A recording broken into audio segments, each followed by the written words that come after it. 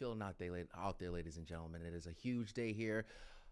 If you're registered to vote, this is the day you're heading to the polls, right? Everyone's going to be making a decision here who they would like to see lead this country forward here for the next 4 years. The presidential debate has been one that we have continued to see be very contentious between former President Donald Trump and Vice President Kamala Harris. The former president looking to get back into the White House here after being defeated by President Joe Biden in 2020. Vice President Kamala Harris making a bit of history of her own, only really having about 100 days here to campaign after Joe Biden decided to step out of the race and then she was put forward. So these are the two candidates here on the national stage that folks will be voting for at the top of the ballot. But there are lots of things to talk about when it comes to this election in terms of the Senate race up for grabs, not to mention the House of Representatives. And we have several folks here throughout the state of Texas that will be looking to hold those positions. And we have crews all over here for you today in the field. We have our Tom Ziska in Dallas following the Allred camp, Sherman DeSalle with Ted Cruz. Not to mention we have crews at various polling locations in Montgomery County, Fort Bend County, and of course here in Harris County.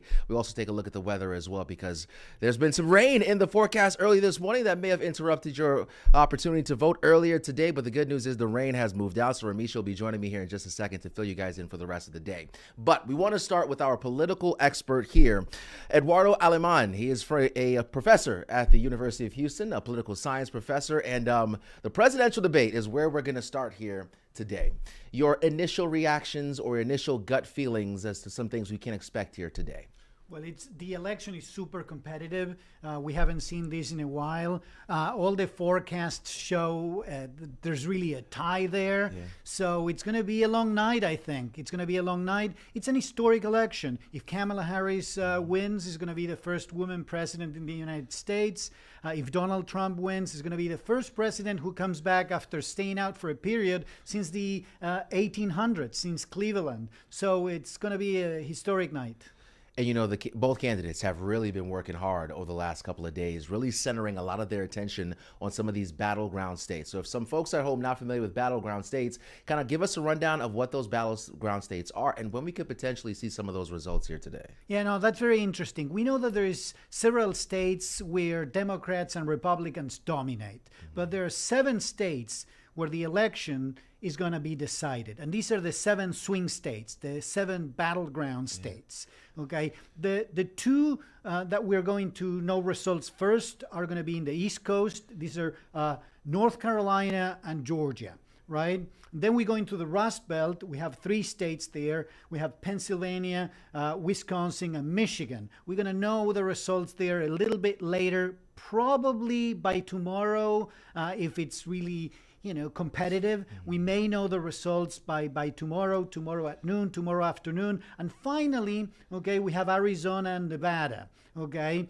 Presumably, each candidate would get one of those states. We don't know. They're very competitive too. They may decide the election, but those are coming late. And those have a very cumbersome way of counting votes. So we may not find out who won in those states for a few days. Yeah, and that's because some of these states have different election laws in place on a local level. So like I know some states like Pennsylvania, they can't actually open even mail-in ballots to kind of prep them until the day of the election here today. So that adds some time to that process as well. That's correct. All right. So now we're talking about the candidates, and they were in Pittsburgh. I know both candidates had made several stops in Pennsylvania yesterday. Do you get the sense that Pennsylvania will kind of be the state that holds the key to 270 for either candidate? Or what state do you think you're going to really lean on? That's very likely. And the reason is that Pennsylvania has the most seats in the Electoral College. Of these 7 states that we've been discussing, Pennsylvania is the most important.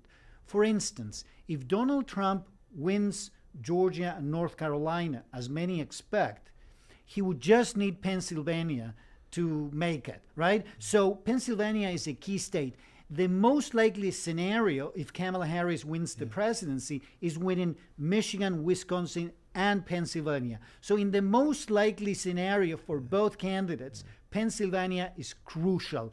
It could be that a candidate may win, losing Pennsylvania, but it's going to be very rare. So that's the state that everybody's going to be looking at. And, you know, When VP Harris was in Pennsylvania yesterday, she made a stop at a Puerto Rican restaurant in Reading, Pennsylvania. And, you know, Puerto Rico has been the center of some conversation here over the last couple of days after that rally at Madison Square Garden that former President Donald Trump had.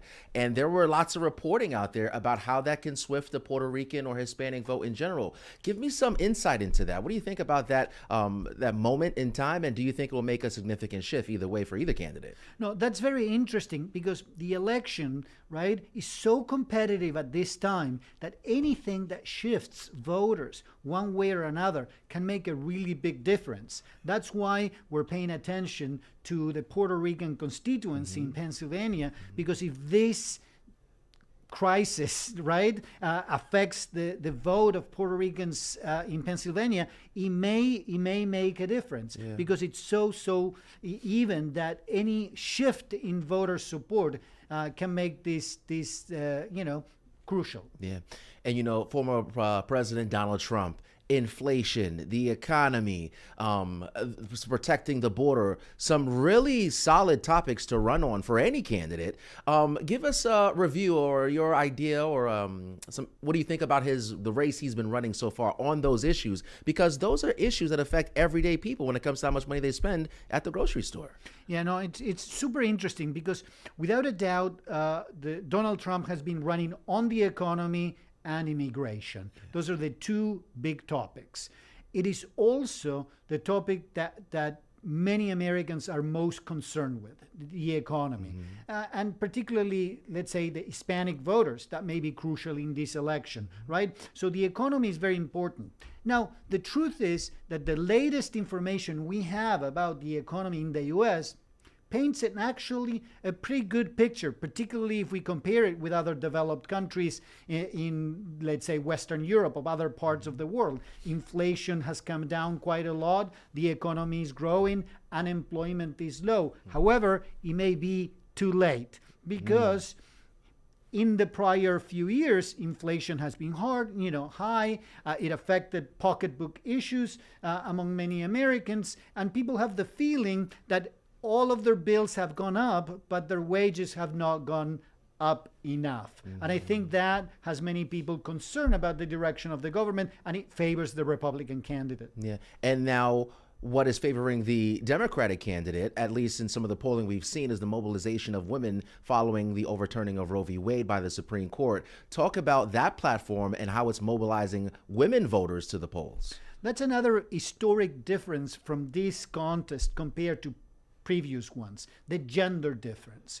We see a huge disparity in voting tension between men and women, something that has arrived to the levels of something that is completely unique. Several points here. It's clear that women are favoring candidate Kamala Harris, whereas men are favoring, particularly young men, seem to be favoring Donald Trump. And that's one of the, I would say, three main differences among the electorate. One is that one. The other one appears to be whether someone is college educated or not. You've probably seen that a lot in the news. Okay, that's another big difference between the supporters of these two candidates. But gender is really a big one. And that's why a lot of people are talking about whether women or men are going to turn out to vote at a higher rate, and that could decide the election. I mean, we've already seen historic early voter numbers, whether it be mail-in ballots or early voting, historic numbers there. I could only assume that we're going to see some more historic numbers coming out today as same-day voting. I do want to touch on the Senate here locally because very big race, Senator Ted Cruz against Representative Colin Allred. This has also been for Allred, it goes without saying, this is going to be an uphill climb for him. A Democrat hasn't held this seat in decades. Yes. So talk about the race he's run so far, and what do you think are some of the areas that he was successful at to potentially sneak out or pull out a win here?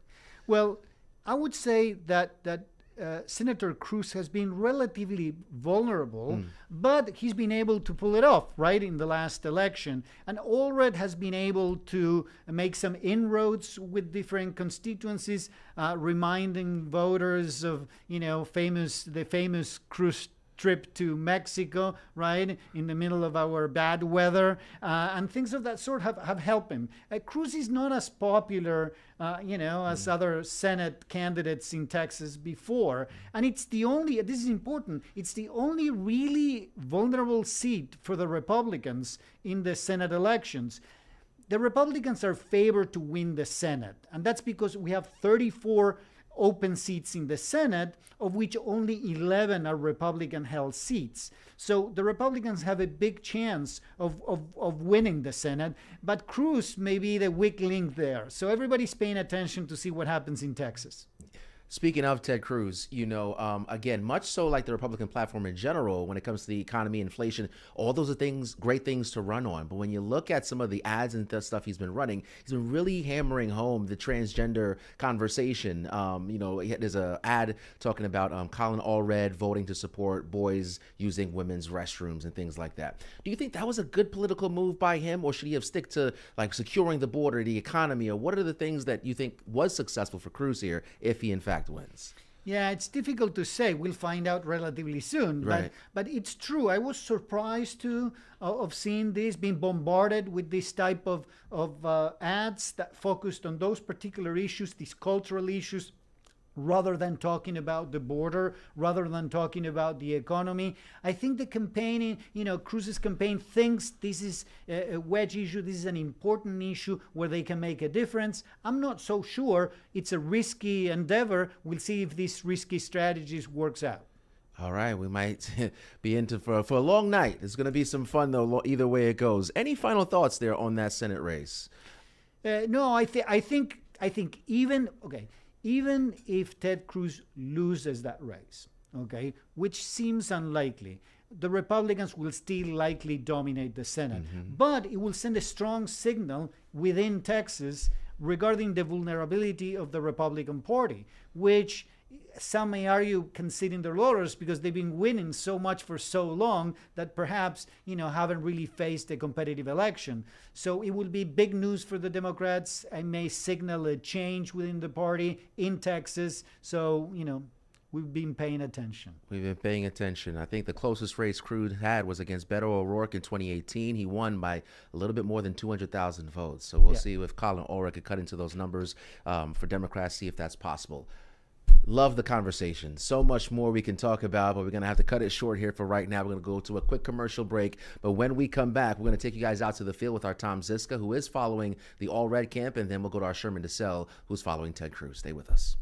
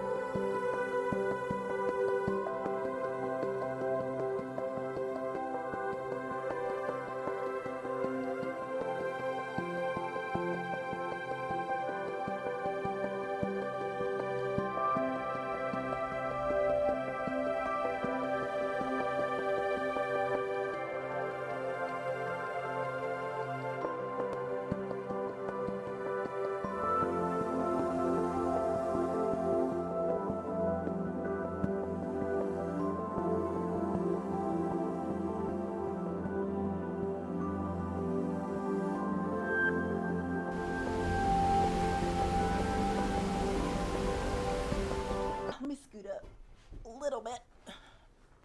All right.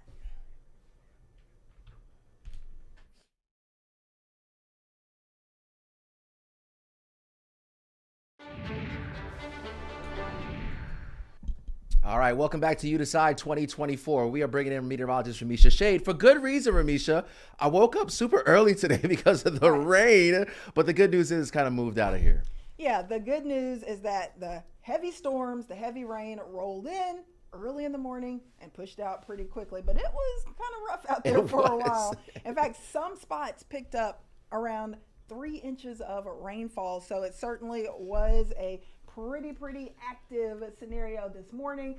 But the good news is that rain is pushed out, but we are still monitoring a storm system though, and this is basically carving through the center of the country, and we are worried that this could impact voter turnout for some of those big battleground states, Anthony, especially in Wisconsin and also over towards Michigan. This area of low pressure, this front pushing in, and you can see all of those showers rolling in. We even have a low marginal risk for maybe a few severe storms, maybe some 50-60 mile per hour wind gusts for parts of Wisconsin, and the threat for heavy rain similar to what we had late last night and early this morning. So these are issues that could impact whether people want to try to brave the nasty weather and get out in this to go vote. Yeah, you know, Wisconsin, and I see a little bit of action over there in portions of Michigan, and both of those are battleground states here, one of those battlegrounds. So extremely critical. Yeah, very in much this so. Election cycle, really every election cycle. But I want to show you the severe weather outlook, and you can still see that it's just updating now. So the area with the severe threat getting a little bit smaller, but it still impacts areas just south of Green Bay, Madison, Wisconsin, and now down into Milwaukee, Wisconsin. Of course, that's a huge area. So we're talking about the threat for severe weather. And usually what do we tell people? If the weather is severe, you know, try to stay inside and not get out. But, you know, people want to get out to vote. So hopefully things don't get really bad here, but there is the potential for that heavy rain there, and also maybe some strong gusty wind and some hail. As far as temps, we're looking at 60s for highs, rain and storms, windy also. So wind gusts around 25 miles per hour for people having to wait in long lines. So just not the best situation. I think out of all of our battleground states for today, of course, Wisconsin and also Michigan dealing with the worst of the weather. All right, so here's what we're looking at for voting in Michigan for your election day. Basically, we've got a few showers across the central and southern portion of Michigan, but look at the upper peninsula of Michigan up towards Sault Ste. Marie. A ton of rain up there with that front just stalled over the area. So windy and rainy at times. Rain will likely be on the lighter side, but overall it's just not the best scenario for people getting out to vote. We're trying to urge people to get out to vote, make your voice heard, but you know, sometimes Mother Nature just does not cooperate. So voting in Michigan today looking a bit wet. This is our model data showing that heavier rain at times moving through Alpena, Traverse City, even down towards Grand Rapids, Lansing, Detroit. Temps in the 50s and 60s, but of course this is Michigan, so they're used to this type of weather this time of year. Definitely jacket weather, but this is not extreme for Michigan, but the wind and the rain, yes, could cause some issues. So certainly we are monitoring the risk for that. So overall, I think, like I said, those are going to be the two states with the worst of the weather. However, as we push over into Nevada, voting in Nevada for our Election Day Tuesday, looking great here. Mostly sunny, nice bright skies, great weather for voting, highs in the 60s, so pleasant. And also no severe extreme weather to worry about here in Nevada. All right, let's head over to Arizona for our Election Day weather. You can see there's a front pushing across the northern portion of the state, but it's going to come through mainly dry. So we're talking about limited clouds, plenty of sunshine, dry weather, a little cool up north, temps in the 60s to low 70s though for the afternoon hours. So we're looking pretty good. Like I said, over towards Georgia, things are not looking crazy. Weather looks quiet, but Wisconsin, Michigan, the two areas where we may have some issues with people trying to get out. The weather may be hindering that voter turnout today. And you know, we were just talking about earlier with Professor Alemani. He was mentioning that Wisconsin and Michigan, those would be two of the states that Vice President Kamala Harris would kind of have to win, or the more likely state she needs to in her camp if she would be like to become president. But either way, thank you so much, Ramisha.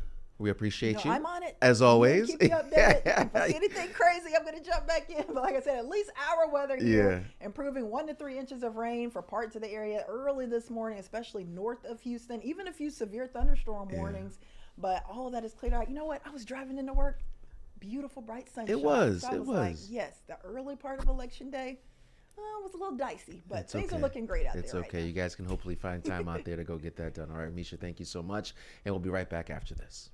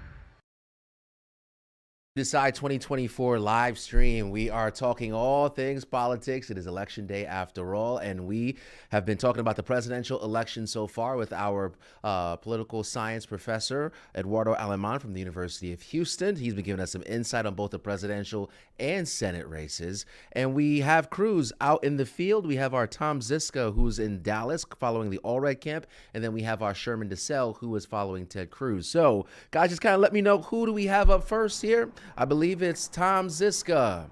Tom, good afternoon.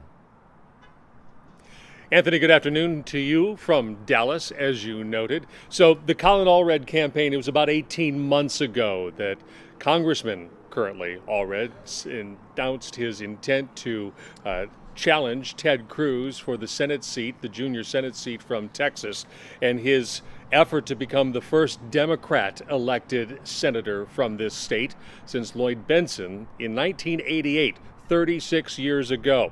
So he is using every available opportunity to continue his campaign even on this election day. It was just a couple of hours ago. He was here at the Dallas County Democratic headquarters. He was urging on phone bank workers who were calling on his behalf, and Vice President Kamala Harris and the Walz campaign. Also, some get out the vote walkers who were about to head out and go knock on doors and get people to the polls who had not been already. Allred is continuing to reinforce his themes that we have all seen in his campaign and the differences between himself and Senator Cruz, namely abortion and border security, and his stated willingness to work on bipartisan issues. But as many people have noted, from the national level to here in Texas, this has been a strident, negative, combative campaign. A Allred surrogate told me that that's been one of the unfortunate elements and byproducts of this campaign and this race, and it'll have to change starting tomorrow morning when we know who won. Speaking of that, voters are at the polls. It is their turn to be heard. The candidates have had their say, and we will be with the Allred campaign as those returns start coming in once the polls close here in Texas and Dallas later tonight. In Dallas, I'm Tom Ziska, Fox 26 News. Anthony, back to you. All right. Tom, thank you so much.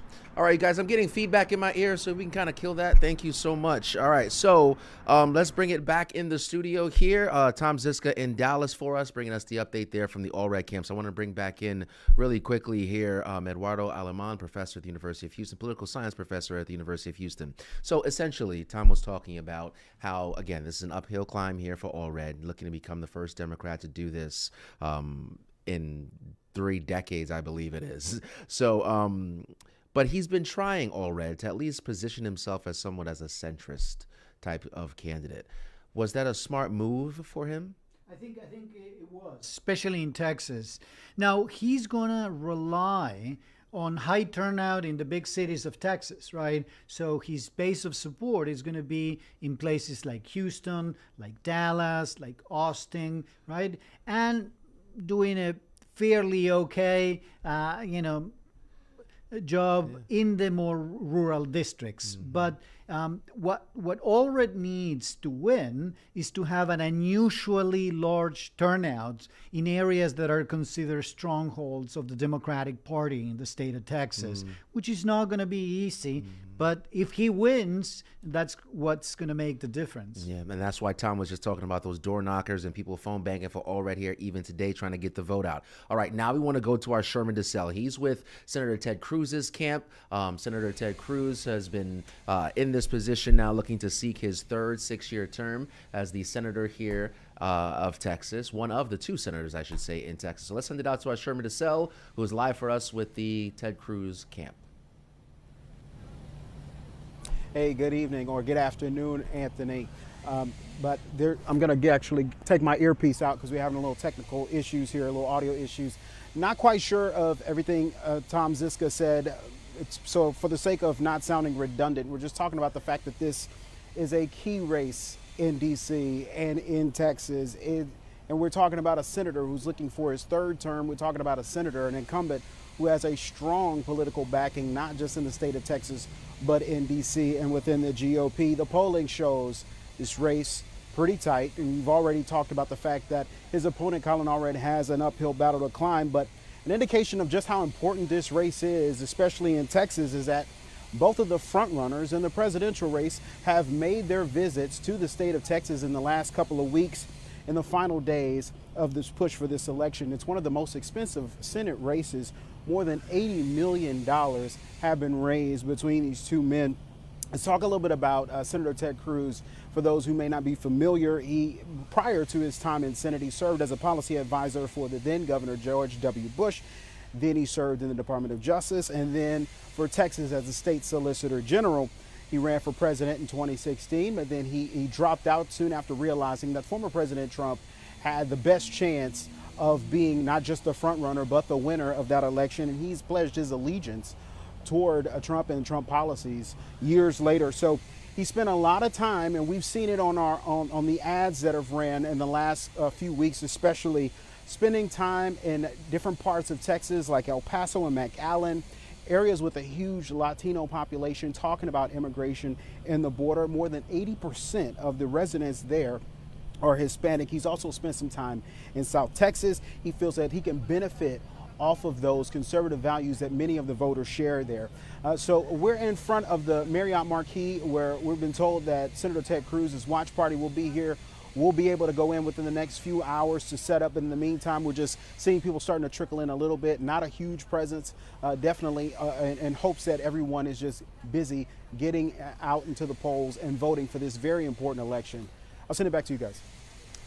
All right, our Sherman DeSalle with the Senator Cruz's camp, and this is really the calm before the storm, as Sherman just put it so eloquently. You know, we're going to be watching all the camps and the movers and the shakers, because there's people out there still looking to phone bank to get people out to vote, people still knocking on doors as well. So the activity is happening right now, but we will, of course, know, at least I believe in the Senate race, we should have a better idea tonight, potentially, about who will hold that seat. So let's bring it back here into the studio, because I want to get some more perspective here from Professor Aleman. So Sherman, talking about the history of Ted Cruz, what he's done, but one of the things he just mentioned is that Senator Cruz has spent a lot of time with some of these border communities. And, you know, as a Republican platform as a whole, you know, former President Trump talks about mass deportation and border security, and Cruz also talking about border security. And that's an issue that's very important to folks living in some of those border communities. And how has that been going over? Well, it's an issue that's very important to many in Texas.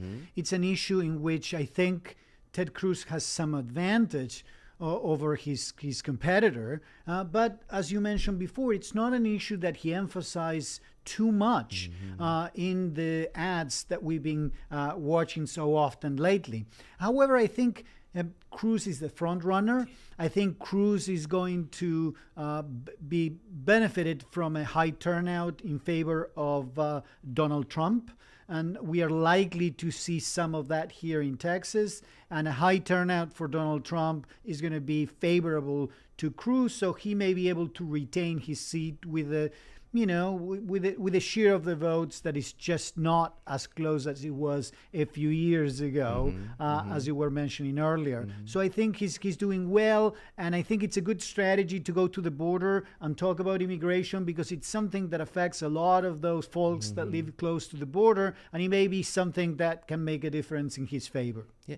Really, something Sherman just touched on too, the amount of money spent here. We're seeing just like an insane amount of money, and even the Democratic National Party pumping some of those dollars in. I think the number's like north of 150 million collectively as a whole. Are those the money spent when you see all these ads? Are ads really that effective this day and age, or are you seeing variety in how they're spending this money, whether it be on TV versus the internet, or just having more people phone banking? How is that some of that money even like shared or like spent? That's interesting. I think why we're seeing so much money here is because the Democratic Party thinks they need to keep Texas competitive. And it's the only Senate seat that they really, I mean, there are several Senate seats that they hope to retain, but this may be the only Senate seat that they can really hope to win, even if it's not that close. It's the only one. So they're pouring a lot of money. It's a long-term strategy of the Democratic Party to do well in Texas. And sometimes if your opponent spends a lot of money, even if you think you're comfortable, you need to spend a lot of money to counteract the effect of your opponent's money. And that's why we're seeing such huge figures being spent here in Texas. Yeah, and it's been a close race to some of the polling numbers, but polls mean nothing in this day and age, all right? You got to vote. We'll know what happens later today. All right, Professor, thank you so much. Great insight. We really appreciate it. We'll take a quick commercial break here, and we'll be back because we'll start visiting some of the local polling stations in our community, Fort Bend County, Montgomery County, Harris County. We want to see what's happening out there, so we'll go to some of our reporters right after this break.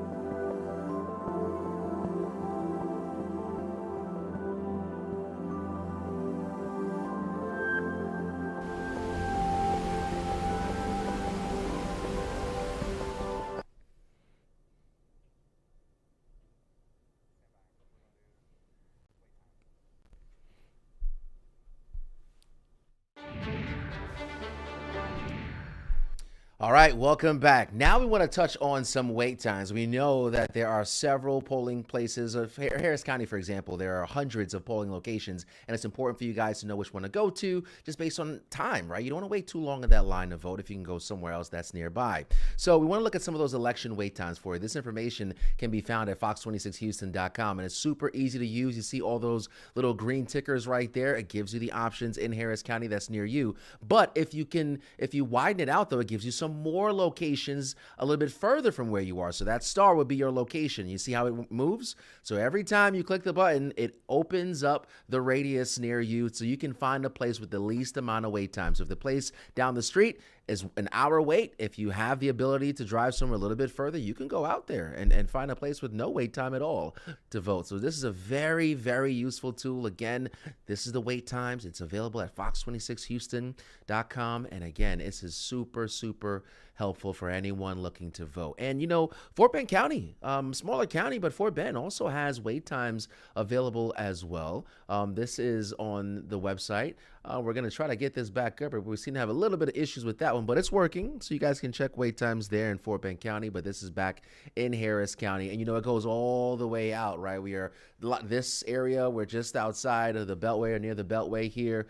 So right outside the Beltway. So this is a really huge county. I mean, Harris County is the third largest county in the country, the largest county here in the state. So there's a lot of people looking to vote here. And, you know, the good news is a lot of people have already voted early in this election. We've seen historic numbers, and we're going to see some more big numbers, I suspect, here today as well. So we want to get to the ground. We want to head to our Jade Fleury, who's in Stafford, which is in Fort Bend County, to give us an idea of what she's seeing out there, one of the many polling locations. Jade.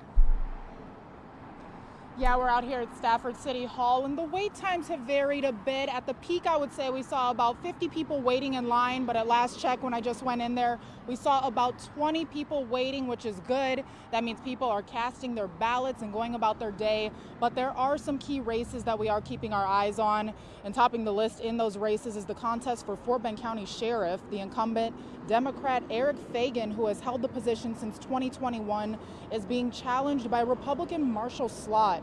Fagan has a strong stance on community policing and maintaining public safety, while Slott, with his 30 years of law enforcement experience, is campaigning with a focus on traditional law enforcement values. And another significant race is the race for Fort Bend County Precinct 3 Commissioner. Here we have Democrat Terrell Patel, a former chief of staff for Fort Bend County and legislative staffer in the Texas House of Representatives. He's running on a platform emphasizing the importance of infrastructure, education, and economic growth. But however, Patel's campaign has faced some controversy with a criminal investigation leading into multiple indictments on charges of online harassment and impersonation. He allegedly created fake social media accounts to post racially insensitive comments about himself to gain sympathy and boost his campaign. But again, that's not stopping him from running. And his opponent, I should say, Republican Andy Myers, has been the incumbent since 1997. Myers is continuing to champion policies supportive of low taxes and business-friendly initiatives. And like always, we will give you guys the latest developments, voter turnout numbers, and election results as they come in. Reporting from Fort Bend County, Jade Fleury, Fox 26 News. All right, Jade, thank you so much. And I love the fact that Jade highlighted those two races happening there in Fort Bend County, the sheriff as well as the Precinct 3 commissioner, because on your ballot, you're not just voting for president and vice president. There are a lot of local races that have, to be honest, a more direct impact on you and your family and your neighbor in the community that you live in. So that's good that we're highlighting that. So we'll get back to Jade in just a second, but we also have our Leslie Delaspore, who is live for us here right now in Cypress. Leslie, good afternoon. Hey, Anthony, good afternoon. That's right. We are in Cypress. Now, this is a part of Harris County, but this is also the 38th Congressional District. Now, this area covers Klein, Tomball, Jersey Village, Cypress, of course, and Greater Katy as well. And as you mentioned, you're not just voting for president and vice president. There are a lot of local races, even here for this community, that are very important. And we've talked to a lot of folks on camera who, said that they wanted to come out here and make sure that they made their voices heard for the big presidential election, but also the local races here. So I kind of want to step out out and show you that there really isn't much activity going on here at Pope Elementary. Pope Elementary is here on North Bridgeland Lake Parkway out here in Cypress, and we went inside earlier today and we counted, I would say, maybe about 20 or so people waiting in line to actually get into the room to cast their vote. And then from what we could see when we got inside of that room, or from what we could see rather when we peeked into that room, there were about 10 people voting in there, and they were pretty spread out. So far here the line has been moving. There was a line here, like I said, early this morning, but now people are just coming in and out. And at a few other polling locations in the area, most of them are elementary and middle schools, wait times are between 0 to 14 minutes. Now earlier at Rennell Elementary School around noon, the wait time was about 15 to 30 minutes, excuse me, but that has since changed at 2:40 p.m. So, as I said, many people have been coming here, in and out just to make their voices heard. But the good thing that I do want to mention is that we saw so many people from so many different demographics, excuse me, at these different polling locations. You had different races, ages, genders. You even had parents who brought their small children with them who told us off camera that, they just wanted their kids to be here with them today as they, voted. So, like I said, we are in Cypress. This is a part of Harris County, the 38th Congressional District, but we'll be here and hopefully we'll get to talk to some people on camera and hear what they have to say. Reporting live from Cypress, Leslie Delaspore, Fox 26 News. Yeah, and I think Leslie really told that story well, and it really reinforces what I said just a moment ago. When you talk about the wait times here and the convenience of having this accessible to you, is that you can find a polling location where there's 0 to 5 minute wait, So at that location that Leslie was at, again, Leslie was in Cypress in Harris County, and there wasn't much happening outside. She said folks were inside getting the job done, and it was really good to hear her say that people were bringing their kids in. So, this is your civic duty here as an American. We get a chance to go ahead and vote, so that's good to see that taking place. All right, let's give you one more time a look at what's happening there in Fort Bend County. Remember, Harris County is not the only place where you can get these wait times. This is a look at what's happening right now in Fort Bend County. You can see all those little green plots right there.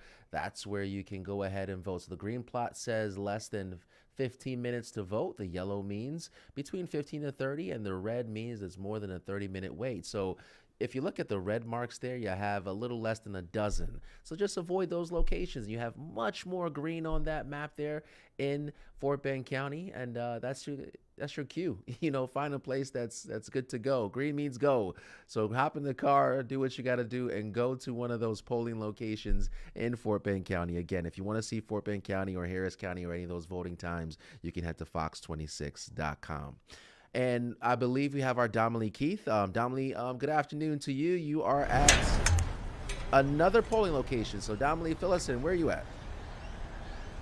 Hey, Anthony, yeah, we're here at the West Gray Multi-Service Center, and it is actually packed with voters who are coming here to have their voices heard. We're standing in the sea of signs, all of the political signs here. I'm going to step out of the way for a second. You can see all the political signs here, and lots of volunteers are waving their signs, trying to get you to vote for their candidates. But the voters are coming by steadily here at the West Gray Multi-Service Center, and one race that is on a lot of minds is Congressional District 18. That's the district that was held by Congresswoman Sheila Jackson Lee for 30 years. She was voted into that position for 15 times. The people of Harris County voted her into that spot. But now there's a special election, but there's also the general election. So when you go in to vote today, if you didn't already do it in early voting, you will see the Congressional District number 18 on the ballot twice, and that is once for the special election, which her daughter is actually running for that spot. Erica Lee Carter is running against two others in hopes of filling her mom's seat until January. And then there's also a general election spot on the ballot today where former Houston Mayor Sylvester Turner is the Democrat who's on the ticket. And then also Lana Santonzi, she's the Republican who's running against Sylvester Turner for that spot. And in that position, whoever fills that position, whoever is elected into that position will hold it for the next 2 years. So it's sort of a different a different voting perspective for Congressional District 18 this year, since Congresswoman Sheila Jackson Lee passed away back in July. So there's the understanding of it. Don't get startled when you see it on the ballot twice. It's on the ballot once for the special election and then once for the general election. And Anthony, I think a lot of people who are coming out to vote, they probably already have that understanding. But again, that's the explanation for it.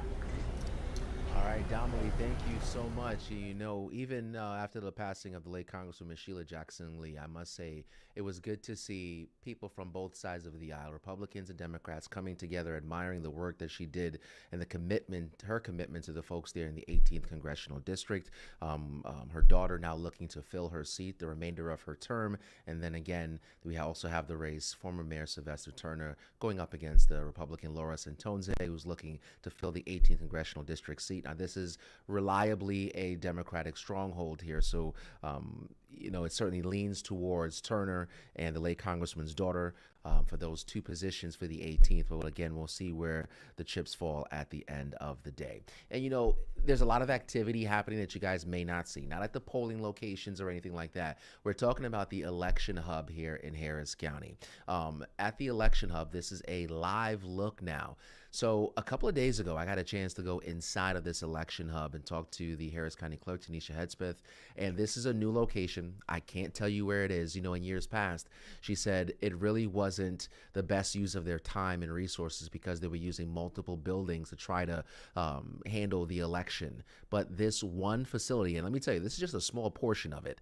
This one facility will give them everything they need from an administrative standpoint, but also storing these machines leading up to elections, but also counting. So these tables you see here in the middle, that's going to be central count.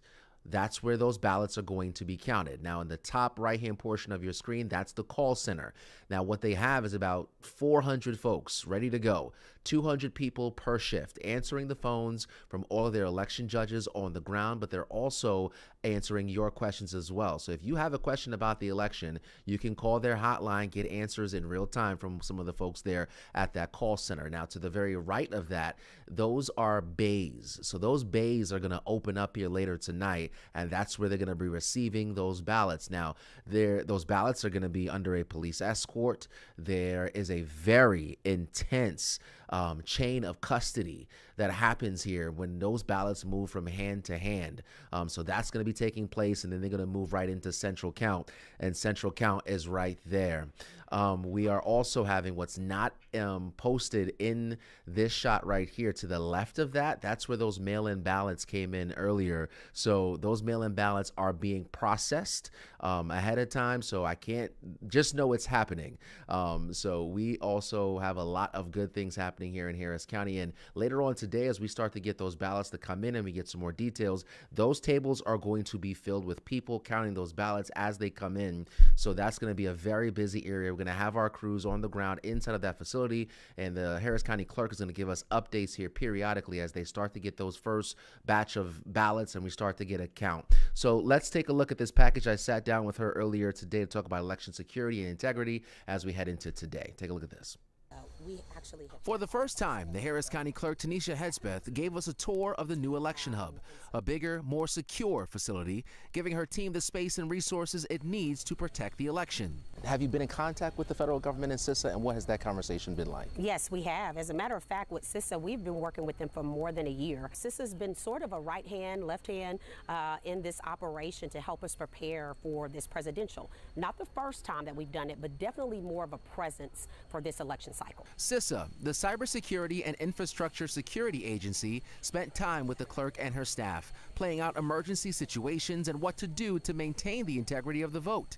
Jen Easterly, the director of CISA. One of the things resources that we brought to bear over the last year are election security advisors. So we have 10 of these around the country, and these are former election officials. These are experts who work across the region and ensure that we have tailored resources to be able to provide full support to election officials to reduce risk. If the power goes out and a good portion of the county is impacted by that, right? From a security standpoint, how do you play out those scenarios? Now, we have backup measures in place, but from a CISA perspective, they were able to kind of come in and give us some more ideas or other ways that we could prepare for that. Easterly says there are real threats from foreign adversaries that want to undermine our confidence in the election and divide the country by creating and sharing AI-doctored videos.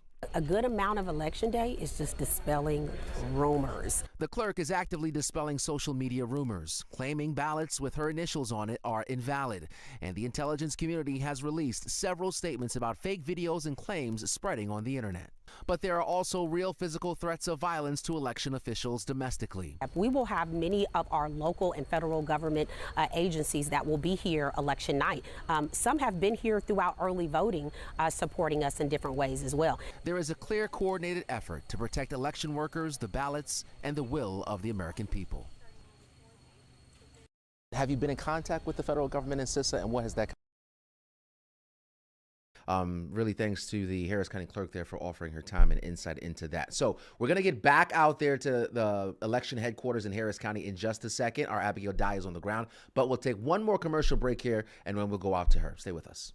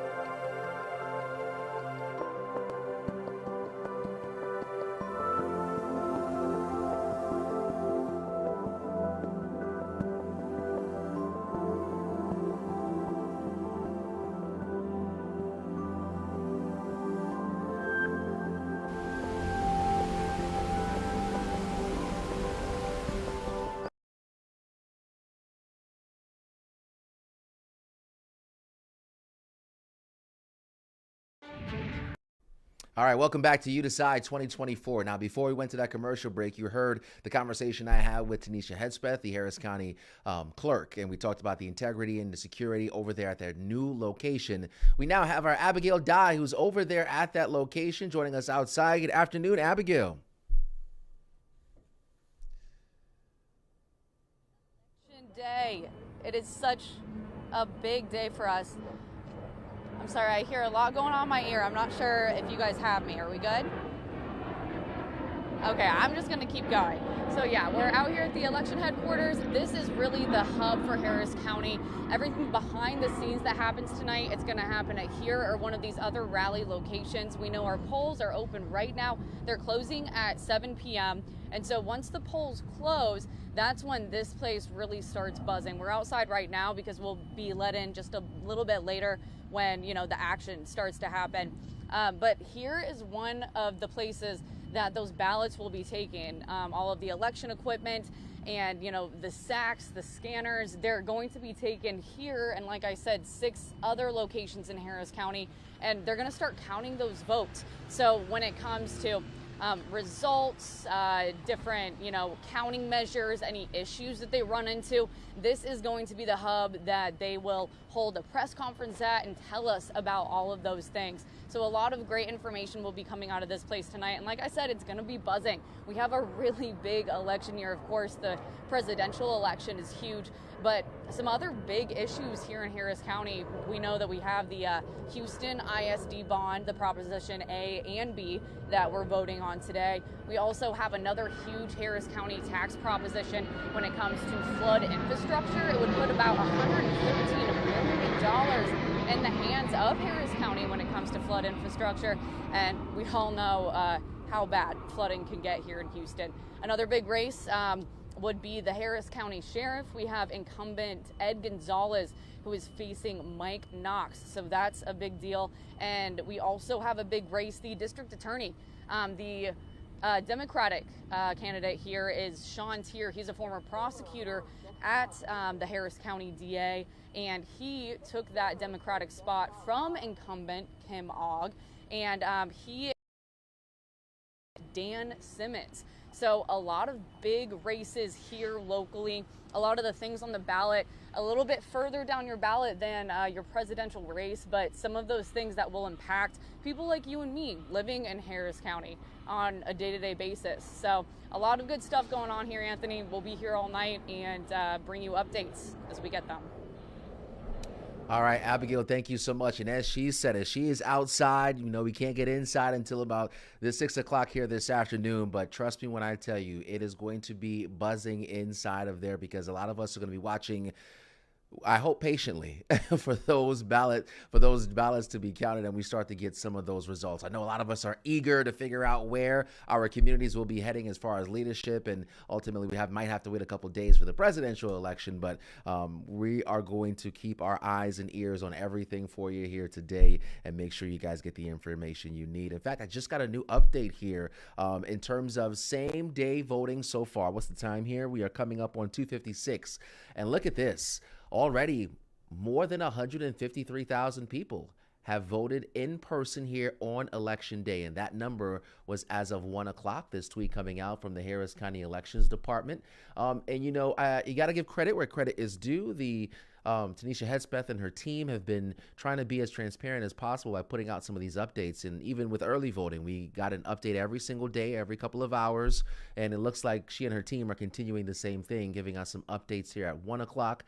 Typically, they put out some of these updates every 2 or 3 hours or so. So it's possible we could get another one here before the 5 o'clock hour. So we're paying close attention to that.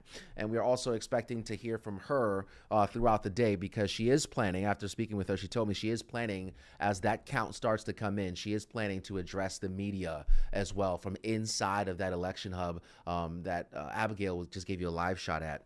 So she's going to be giving us updates from there as well. So if you're just now joining us, for the last hour, we've been talking everything politics here on this election day. We started at the top with the presidential election. Alongside me, I had political science professor, Mr. Eduardo Aleman from the University of Houston. We talked about both candidates, some of the platforms that worked really well for them during the campaign, what demographics of folks need to really turn out here, same day election voting, as we look at the candidates again, what demographics really need to turn out. We addressed the demographics, specifically the Puerto Rican population and what that could mean, but also for the Democratic Party, because former President Trump had that rally in Madison Square Garden. A comedian made a comment.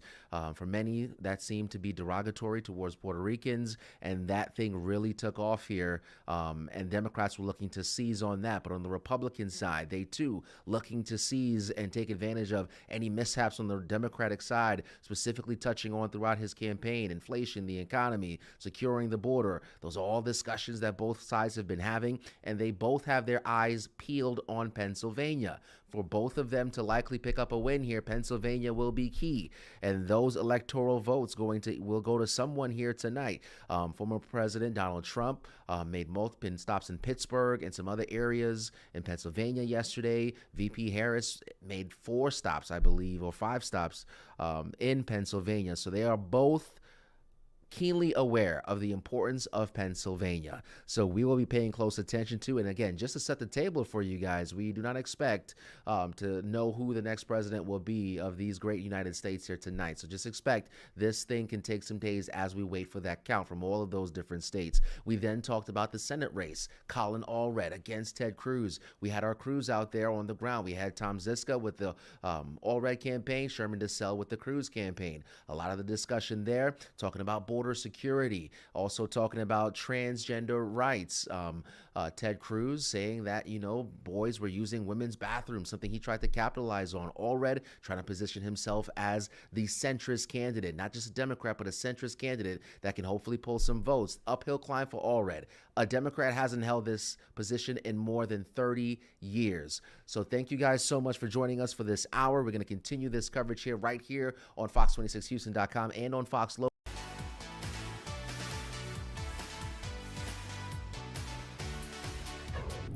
Hello, everybody. Welcome to our Caroline and Rashi election special. Yes. I'm so excited. I'm excited too. We haven't done Caroline and Rashi for one whole hour, and we are dedicating this entire show to election day, all things election. We have so many great things in store this hour for you. We do, and this isn't your typical election show. We're going to be talking a lot about the fun side of elections. We're going to be showing you, we're going to try to show you kind of how our reporters have to navigate tonight in the field. We went to a bakery, we talked to a psychologist, so we have so much for you coming up, and we're just so excited to share this 1 hour with you before things get really crazy. Should we talk about our outfits too? Are we allowed to say, you know, kind of how that works? Yes, these are our friends. So we, you know, obviously the colors are very, you know, off limits when it comes to blue and red, and we just want to be bipartisan, obviously, and not stick, you know, stray away from the fact that we're talking about elections, obviously something very, very serious. I mean, I could wear a red, white, and blue dress, but that would obviously be distracting, right? Actually, that would be distracting, yes. So we're just trying to blend in and be neutral today. So we're black it is. Both in black. Some of our reporters and anchors you'll see in yellow, others in white. So it's just...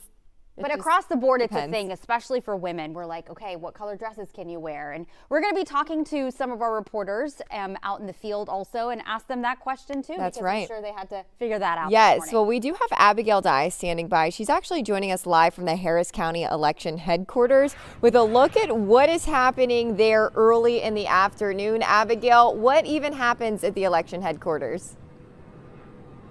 Hi, Caroline. So the election headquarters, this is really the hub for so many things tonight. A lot of the behind the scenes. Sorry if it's hard to hear. This is actually right near the airport. So we've been hearing planes go over us for the past hour or so.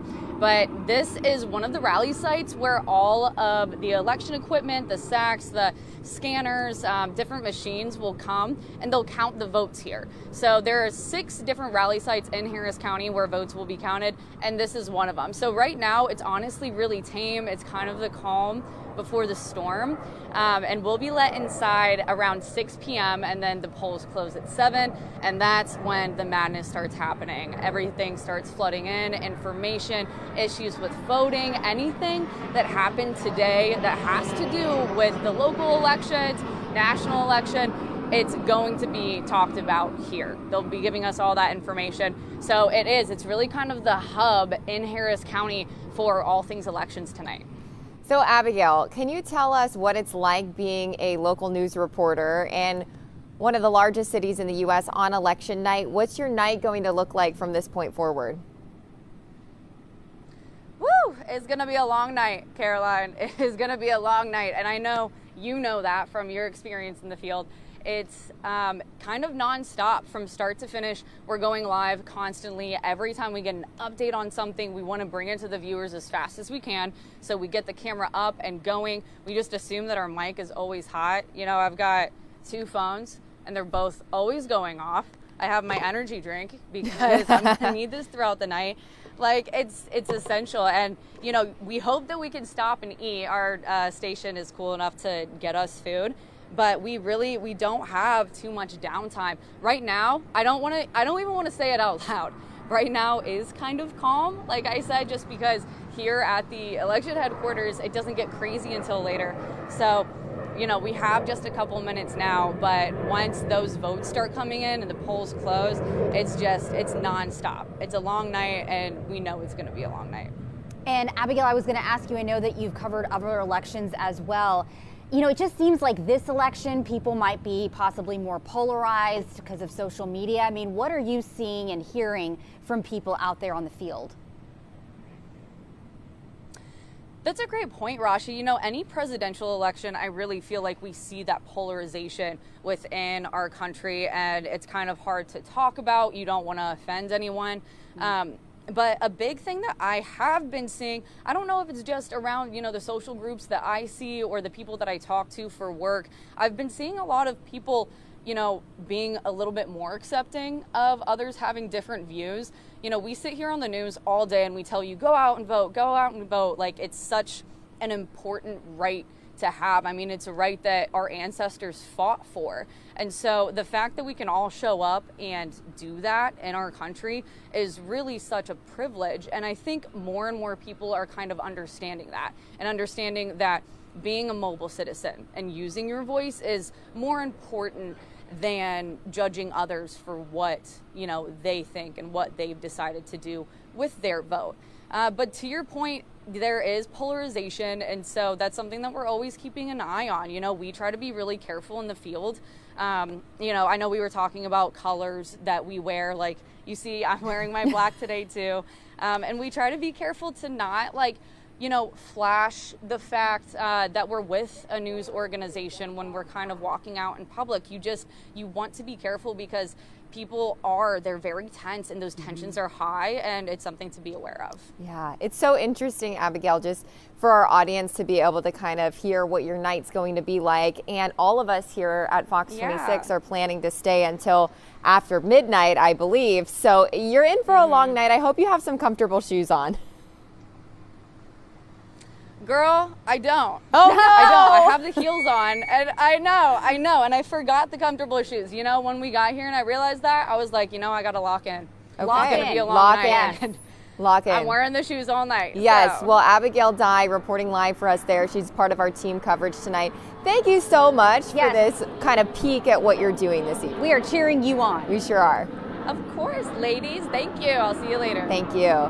Now we're going to go to our reporter, Jade Fleury. She's covering different polling locations tonight, and she's actually joining us live from Fort Bend County. So, Jade, what have you seen? What have you heard this afternoon? And what polling location are you at? Hi there, ladies. Yeah, we're out here in Fort Bend County at Stafford City Hall, and wait times have been varying. At the peak, I probably saw about 50 people in line, but when I last went in there, I would say there were about 30. But that's good. That means that people are casting their ballots and they're going about their day. And we also have a Fort Bend County resident, Connor Wagner, here. How you doing today? Doing all right. And can you tell us about the wait in line? What was it, longer, shorter than you expected? It looked long, but the wait time wasn't actually that bad. Not too bad? The line was moving really quick. And we don't want to ask how you voted or who you voted for, but how are you feeling about this election? Are you anxious, nervous, optimistic? It's pretty funny. It's made me laugh a couple times. Oh. And can you tell us about the turnout of voters, the kind of demographics that you've seen in there? For a town that's mostly full of old people, there were quite a lot of young people there. So that kind of really did surprise me. Was that pretty impressive to you? Yeah. And can you just remind our viewers about the importance of voting, that it's their civic duty, you know? Yeah, well, it's really important to vote because, you know, you actually want stuff to be done. So you might as well vote people who you think will actually get something done. So that's the most important part. And I guess, is there anything about voting or, you know, voter turnout, the wait that you think our viewers should know? Not really, no, besides what I've just said. It goes by quick. It looks long, but the time will pass. It'll go by quick. Well, you heard it from Connor, you guys. The wait line is not too long. There's still, about less than 4 hours to get out there and vote. Reporting from Fort Bend County, Jade Fleury, Fox 26 News. Jade, can you hear us? We would love to ask you a question. I can hear you. Okay, perfect. Oh, yeah. Hi. Well, thanks so much for giving us some insight into what voters are saying out in Fort Bend County. What is your night shaping up to look like? What is your assignments tonight?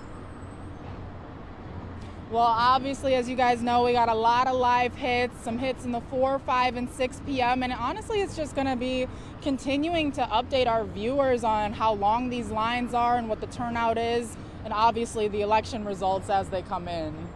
And Jade, who are you wearing? I'm just kidding. We were talking about how we can only wear, you know, certain colors and everything. And so it's just kind of insider information to where journalists know, right, that you have to probably just stick to some basic colors. So is that something that you kind of had to plan ahead of time as well? Of course, obviously they told us to stay away from the blue, red, and there were some other colors that they told us not to wear. So I went with the kind of generic, rocking basic it. gray Yes, blazer. it looks you can't great. go wrong with it. It looks amazing. Thank you. And Jade, you are obviously in Fort Bend, so you're pretty far from where our station is located. Did you pack anything tonight to kind of prepare for the long hours of live shots? Like, did you pack any snacks, an energy drink? What do you have with you? Well, we definitely stopped for coffee on our way here. We're not wearing heels today. We got the flats on for sure. And you know you got to keep snacks around because you never know when you're going to get a lunch break in this industry. I know it's rough being out there, especially on a night like tonight because it's such a long night. But I just want to compliment just how fabulous you and Abigail Dye look tonight. Yes. Amazing, beautiful. It's like a fashion show. Thank you. Yes. Smart. You guys are the best reporters in the game, so we're excited to see your many live shots throughout the evening as you're part of our team coverage as well. We're cheering you on. Thank you, ladies. All right, Jade, Thank Fleury, you, thank you so much. We'll talk to you a bit later in the 5 p.m. newscast. It's so great that we get to talk to them out in the field because I know that we have been out in the field, so we know exactly what it is like. And both of those ladies are with photographers tonight. So our photographers, who you can't see, who are standing behind the cameras, also working very hard tonight. They kind of make everything happen, which is stressful in itself because sometimes when there's so many people in an area, you start losing live signals, or if you want to go inside, the building doesn't have any signal, and it's really stressful out there. It is. And there's another thing that you don't really think about, the fact that, like you saw Jade and Abigail, they're talking to us, so they're talking to the camera. And they're not seeing what's going on behind them. So something could be happening behind them and the photographer is looking at, obviously, through the camera. So a lot of times your photographer, they're your eyes and ears. So if something happens, like the candidate walks by or if there's a fight that breaks out, you know, you have to just be so cognizant of what's going on around you. You know, in 2016, when I was covering the election, I was working in Erie, Pennsylvania. I lost my candidate like moments before. The candidate just, and I'm keeping an eye on him, and it was like poof, he just like disappears, and I'm panicking, and we're like trying to come to me, and I literally had to be like, I lost my candidate and I'm gonna go find him. So toss back out to me in a few minutes. Ran, I had to go up to like a balcony, grab him, bring him down. He had just won, and then like do the live interview, and it was so insane. I mean, I had him, but it was like I had to like put my arm on his arm, be like, okay, please don't move. I need you for 3 minutes. Like it's that kind. And other stations, they're wanting the candidates too, so it's like a whole. You can either be civil about it, which luckily we all were friends, and it was like, okay, my hit's at this time, your hit's at this time, that'll all work, but.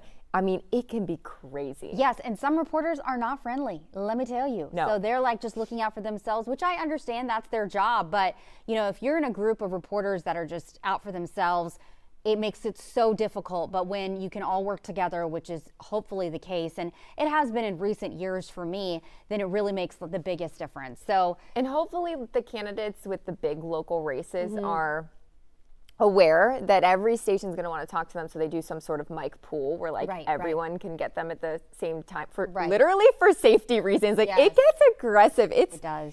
Election night is crazy, and when we're talking about getting these candidates, we send different crews out to different watch parties where those candidates are, and that's where they kind of hang out until maybe one concedes or a race is called, and then we want to get that live on camera. So it's like a sport. Election night is a sport. It is. And we're going to play all night long. We'll be right back.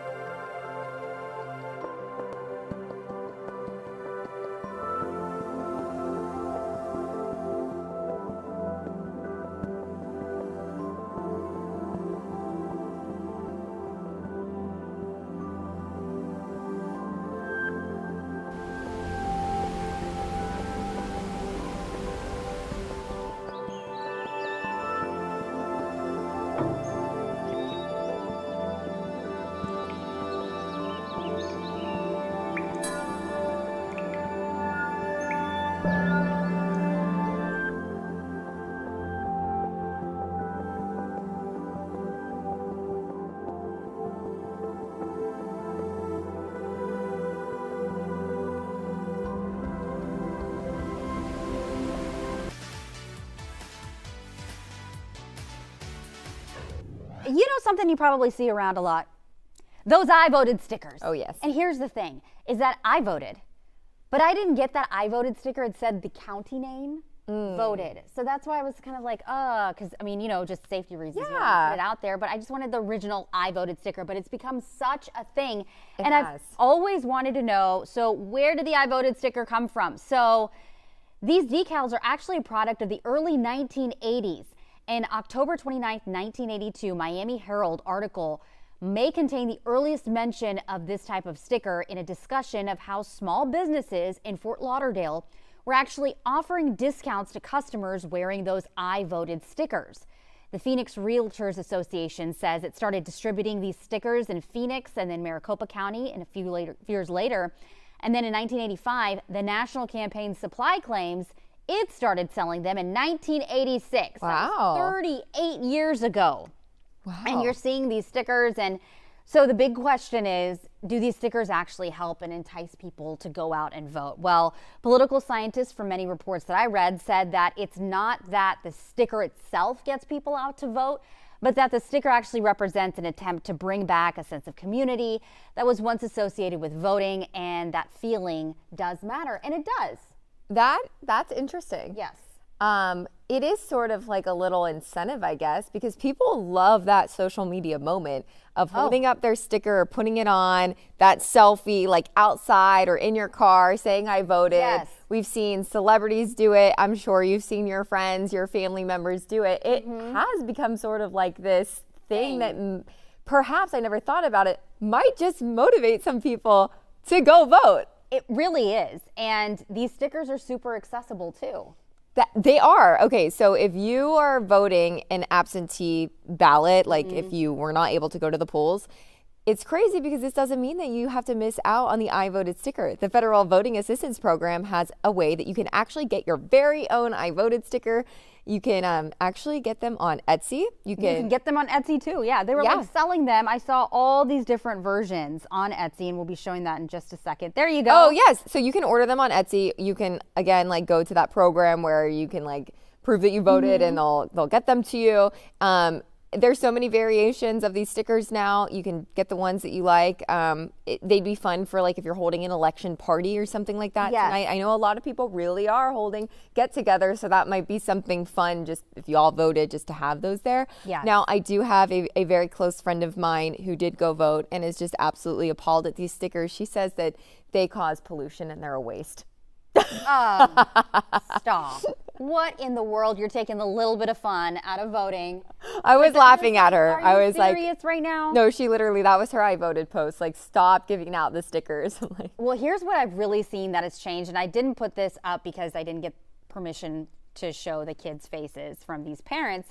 But a lot of schools and classrooms are doing these mock votes. And so they get the I voted sticker. Like you can actually get these I voted stickers on Amazon. It's like the kid collection or whatever. And so the kids come home with the I voted sticker, and they might not be voting for, obviously, you know, the presidential candidates. They're voting for a candy or something, but they want to vote because there's so much excitement over the voting. So that's something that some homeroom moms put together. Oh, yeah?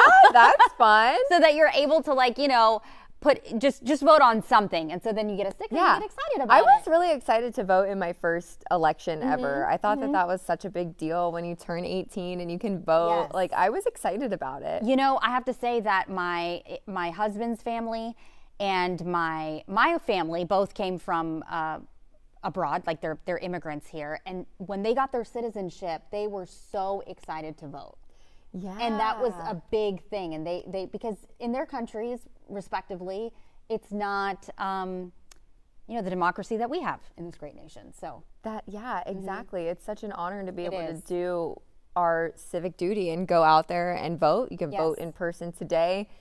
Lots of different ways to vote now, so whatever way fits you best. But that sticker, though, I didn't get mine this year. I did vote, but not in person. It's almost like getting a shot and not getting the sticker afterwards as a kid. Yeah. You're like, I want the sticker. I know. I should have applied for or I should have had someone get me a sticker. Yes, like from another location or something, you know? Can I have two? I know.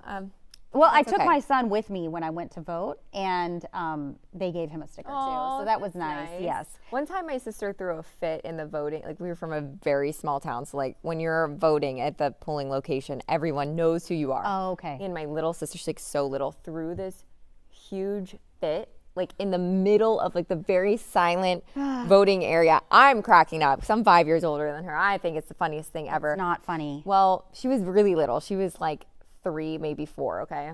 She was like picking her nose, and my mom was like, no, don't do that, and like got a wet wipe to sanitize her hand and a tissue, and she started screaming, I want my booger back. And my mom's like, oh my gosh. In this small town voting location, everyone's voting and just staring at my sister yelling for her booger back. I'm sure Lexi is so happy that you've now shared that story with us. I sure did. So that's what happened there. My mom's like, I can never go back and vote again. This is humiliating. Like, the whole town saw this. And I'm just like, I'm laughing. I'm standing there like, oh my gosh. Yeah. Well, you know, no matter who you are, you could be a celebrity, a multimillionaire, whatever, you have to go to the voting booth, and then you get the I voted. There you go. And even if your kid throws a fit. Yes, and there's so many celebrities that are doing just that, which you've probably seen on social media. So let's take a look at some of them that we've seen. All right, right here, Gigi Hadid. Is that how you say her last name? She has the Hadid, generic voter sticker. The generic one. She posted on her Instagram stories. Right here we have Demi Lovato. Oh yeah, she did a whole thing. A whole video. And I'm just saying, just as an observation, a lot of these celebrities are posting that they're voting for Kamala. Mm-hmm. Like Katy Perry actually performed for Kamala actually in Philadelphia. Yes. I'm surprised I didn't see anything with Beyonce, even though Beyonce did speak at her rally. Here in Harris Houston, County, yep. in Houston, yeah. Jennifer Aniston. Yep. Right here. And she also said that she voted Democrat. We have Kerry Washington, who said she voted. She has the I am a vote shirt here. I haven't seen that before. What does that even, I am a vote? Okay. I don't know, but here we go, Deadpool. Oh, yeah. But Blake they actually Lively. early voted, and they put a cute caption saying how, you know, more than Halloween candy, they were excited about their I voted stickers. Yeah. This one was my favorite, Cindy Crawford, because she literally just posted about getting out there and voting. And I think when you have that message, it's so impactful because you're not showing basically who you're voting for, but you're just saying to go out and do your civic duty. And you don't owe it to anybody to tell them who you're voting for. So as long as you're voting, I wouldn't feel pressured to like put it out there who you're voting for. That's your own private vote. No one needs to know. No, it's like asking someone what kind of medication do they take. Exactly. We don't need, all you need to know is I'm here. Yeah. And, so you know, I know it can be like an awkward conversation, but you really don't even need to go there. Just you voted and that's good enough. Yes, exactly. We'll be right back.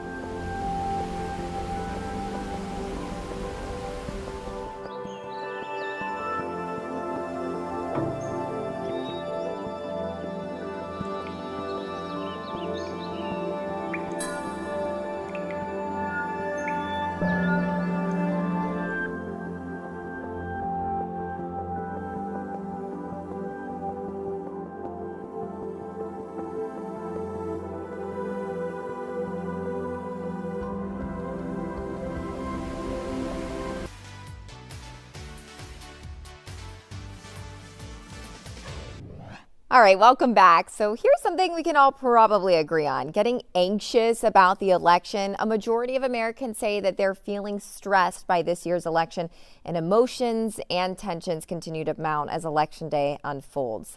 Rashi is speaking with a psychiatrist who is helping us out and the kiddos too. That's right, Caroline. So I have Dr. Asim Shah, who is a psychiatrist at Baylor College of Medicine. So Dr. Shah, we were talking and you were saying that you have more people that you see being more anxious than years before. So what's the reasoning behind that? So there are multiple reasoning. Social media is much more active now than it used to be 4 years ago, 2 years ago, 6 years ago. And when people look into social media, what do you see? Election, election, election. So that's one reason. The other reason is that people have become more polarized. Whether it's one party or the other, that's another reason. It is not easy to talk to your even friends about election. Why? Because you don't have middle ground people. It used to be that people would be in the middle ground, or what you call independents. I think the word independent is shrinking every year. So that's another reason. So you have people on extremes, and that's the reason that it's difficult. So election anxiety is here. You were saying that even with the Canadian elections, you were asked to talk to them. So it really is the same all across the board when it comes to elections, right? Correct. This year it's even more so. The last election, we had about 50% of Americans who were anxious about the elections and the results. This year it's about 70%, 69% of Americans who are very stressed and anxious about that. So the number is increasing, whether it is either party, but it's increasing and it continues to increase. But one thing we like to tell everybody is, when you wake up tomorrow, nothing is going to change for you. Number one, the election results, whatever happens, the person, whoever will take up the government, would be in January, not tomorrow, not next week. And second, for a common man, nothing changes. Everything stays the same. That's the beauty of the government, that for a common person, whoever is the lead, nothing necessarily changes. And people forget that. People think that one party or the other party changes, everything is going to change for me. My things are going to get expensive, or this is going to change. Nothing necessarily changes immediately, and people forget that. Well, going back to just the anxiety and election anxiety, I mean, that's something we can all agree on, that people get anxious, and that doesn't discriminate in any way. So first off, I want to talk about kids, because kids get anxious too. I've had so many moms come up to me and say, my child is anxious. So what do you tell them? Yeah. Why do kids get anxious? Kids get anxious because they're seeing us being anxious. It's a replication of that. Because kids usually do not understand what's going to happen with the anxiety. So they're seeing our anxiety, and that's what they get anxious. So it's our job to, A, not show anxiety in front of the kids. And even if we are showing it, we need to reassure them. Same thing, like I said, that nothing is going to change for them necessarily in the next day. What do we tell them? We need to reassure them that there are a lot of checks and balances in our country, whether it's Congress or Senate or this or that even if things change, these checks and balances can cause these reassurances that things will stay, hopefully, the same for most of the people. So all these reassurances, it is the job of us, the parents, to do that. And second thing is, if somebody gets too anxious, maybe social media or repeated social media is not for them. They need to refrain, especially in these few days, today, tomorrow, next day, for them, that they need to limit their social media, not too much social media. And what about us adults? What can we do? Yeah, so if you're talking to somebody, you need to know when to stop. Don't engage in conversation where you cannot stop, because that's not going to lead you anywhere. You need to know your boundaries. You need to respect each other, because we always feel that we are the only one who's right, other may not be right. We need to respect the other.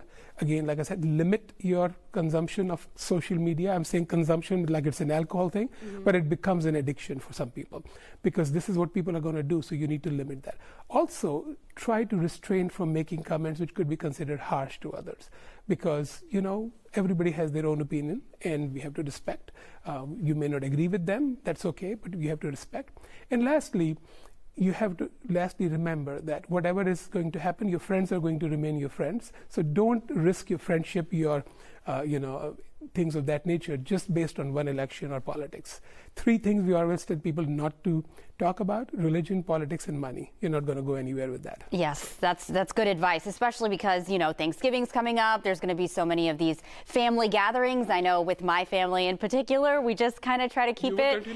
Thanksgiving and Christmas and New Year. Right. So. We just talk about what we're grateful for. Exactly. When it comes to actually dealing with the anxiety, like, yeah, I'll just say I'm anxious, but, you know, I I am exposed to a lot of the social media and all of that, and so many other people are in the same situation. So what do you do to try to combat that anxiety? So if you get anxious, if you get stressed, first of all, you need to know when to back off.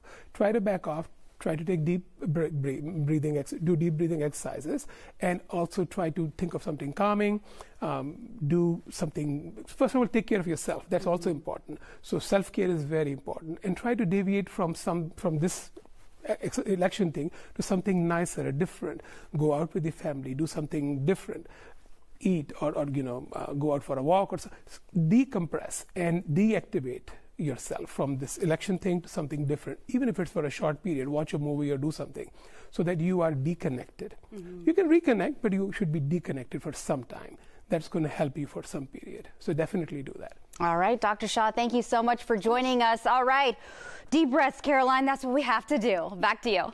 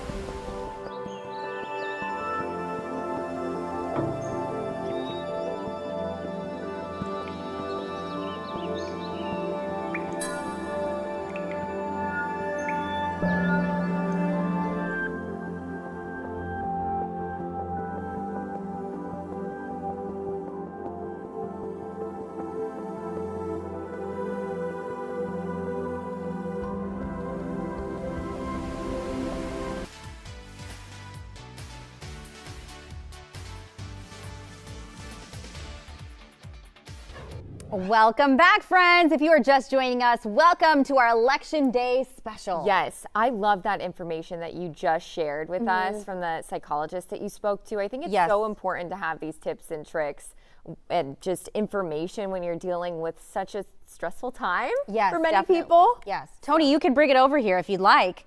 Tony is delivering some cookies to us. This is some stress eating. Thank you, Tony. We saw your hand there. Tony's wonderful. Now, you got to take a look at these cookies. They're from Three Brothers Bakery. Go ahead. Open them up. So they are election cookies. Oh, boy. They got tape everywhere. They have tape everywhere. I left them on my desk. There we go. Boom. Okay. Take a look at this. Here we go. Election cookies. You got Donald Trump. We have 2 Donald Trump, 2 Kamala Harris, and then Vote Gingy because that's their mascot. Yes. That is the one Rashi and I are choosing. Yes. Vote Gingy. Vote Gingy. There we go. These cookies are so cute, and I'm sure that you've seen cookies like this come across your feed on the internet because everybody's getting into the election spirit, especially today on Election Day. I mean, if we had an election party, of course we would need cookies, cake, I mean, of both candidates and just a whole bunch of red, white, and blue, right? Red, white, and blue, exactly. So Rashi and I went out to Three Brothers Bakery to talk to some who are voting with their taste buds. We're here at a polling location you probably didn't know about. It's a bakery. It's called Three Brothers Bakery, and here they are making presidential candidate cookies, and they're keeping track of all the votes. They are. They got a tally actually right behind us. Well, you popped in Three Brothers Bakery. What are you here for today? To get some election cookies for my family. I went to get the Trump cookies. I am sure they're going to be very tasty. Do you mind telling us what candidate you picked? Kamala all the way. Why'd you pick her? I think she's all about positivity. Absolutely, and just, she has so much energy and passion, and I that resonates with me. That's the man, Donald Trump. And now we're going to talk to the owner of Three Brothers Bakery. We got Bobby right over here. So Bobby, I know that this is always very popular whenever there's an election cycle. Since 2012 we've been doing this, so it's been quite a process. Are you ever surprised at when you put this out, what the reaction is from the community? We are always surprised, but this time it's been a real difference and a lot of different views and everything else. We just want everybody to vote their taste buds, and we're getting a true example of what real people are voting for. Obviously, you've voted, I'm sure, and have an opinion. I'm not asking for your opinion. I'm just saying, do you put more ingredients in one than the other? Are there different ingredients, or what We do you? don't. Like... We vote for Gingy. Okay. Gingy is our candidate that we vote for. We don't want to go one way. This is about our customers and the way they feel and who they want. So you're getting a real picture of what consumers are actually wanting, and we're seeing it in the poll. Okay, and so both the cookies taste the same? Exactly the same. We're gonna test that out. The Gingy's so cute. He should win. He never wins. I don't understand it. His platform is cookies for breakfast, cake for lunch, and pie for dinner. And so I don't understand why he doesn't win. The professional taste testers, what's your name? Cora. Olivia. So you can't vote in the real election. You can kind of vote now, but I think we're just voting off of girl and boy. Yes, girl and boy. So one's gonna do girl, one's gonna do boy, and you tell us what it tastes like, okay? All right, go for it. All right, okay, they're both circles. Wonderful. One's blue, one's red. They both look tasty. They good? What kind of taste are you getting? Is it like a sugar cookie? Yeah, like sugar with like a little like taste of more sugar. These are good. At the end of the day, guys, that is really what this is all about, okay? Sugar. Any candidate / cookie that you pick is fine, and it's all about just having fun. Yes, at the end of the day, because like we talked about with the anxiety and everything, nothing is going to change in a matter of, 24 hours in terms of your personal life, right? So it's just, we just take one thing at a time. One thing at a time. Deep breaths, that's what we learned as well. The girls are funny too, because they're like one wanted the girl, but the other one wanted, the girl. They don't even know. And I'm just like, how innocent and sweet. And simple. And simple, and just like, what a great time of life that they're in. They don't even know it. Right. And it's like, I think we should all kind of embody what those kids are kind of feeling, just kind of carefree. Yes. And it's like, okay, you went, you voted, have a freaking cookie, and just try to relax tonight. Yes, because this too shall pass. You bring up such a good point, because I say that with kids all the time. Like, we can learn so much with kids. They just take it for what it is, and they're just living in the moment, and then not worried about the past or the future. Totally. Because you can't really change any of that. And I think that we have to remind ourselves that too. Just being in the media, it's difficult for us, I would say, because, obviously we're exposed to everything. So it's not like we can shut it off, which it's our job. So it's understandable. But just taking a step back and just decompressing, everything's going to be okay. And if it's not okay, it's not the Yeah, end. We're fine. and just think of cute little Gingy. Yes. Think of cute little Gingy, okay? How Look cute. how innocent and just red, white, and blue patriotic little Gingy is, okay? Yesterday we were like, we have to buy some cookies, so we both bought Gingy cookies. We brought Gingy cookies, yes. We And love I it. actually had a little bite of mine I had like half of it for breakfast this morning. So good with coffee, right? I dunked it in my coffee.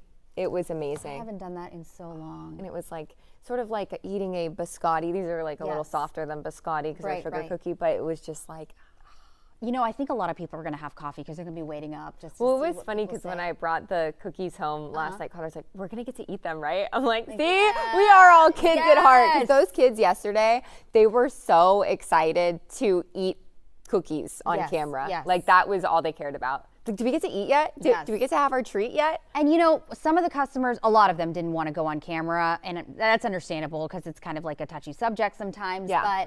But it was just, they were all so, it was like they were trying to find a little bit of ease by buying something sweet, by buying something different.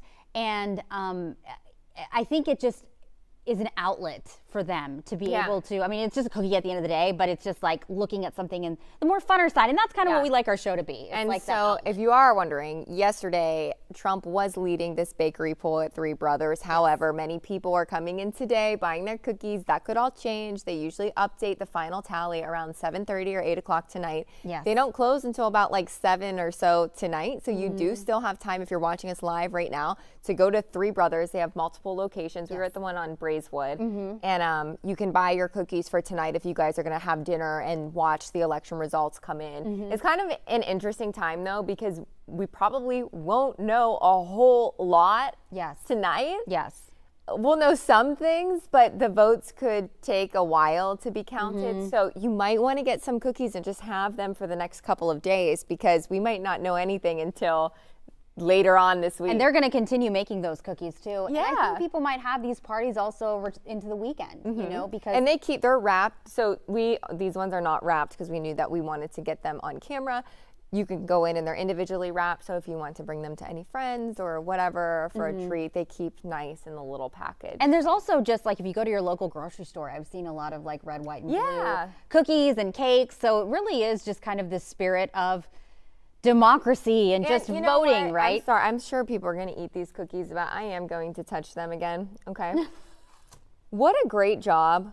What a great job the artist did, the memory maker did on these. caricatures. The of characters are so funny. Like, I want a character of myself. These are They so could probably good. do that for you. They had These someone are draw it. so good. Their memory maker designs these characters and then has them printed out in the form of icing. And I think that they're amazing. Yeah, really, They're really they're actually very spot on. Yes. And I like how everybody just is smiling, and it's just I love it. I think it's funny. We'll be right back.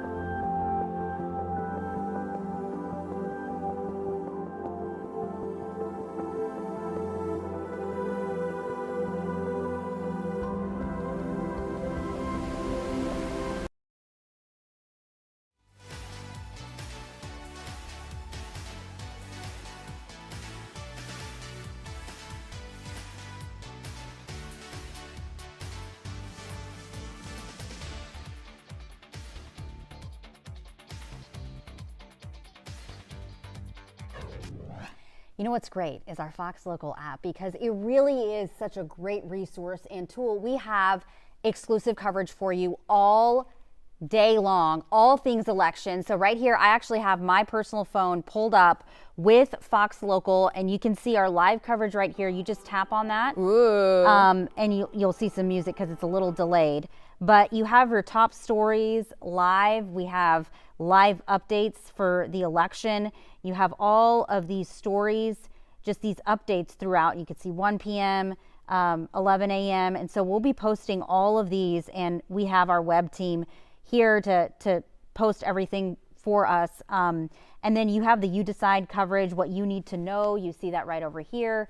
So it's very easy to navigate, and it's all things election, latest videos, voting underway, and all of our segments too, when we know the results in some of the swing states. That was just posted. So just so many things. And the great thing is we also have a brief. So if you don't want to read the entire article, you can just skim through.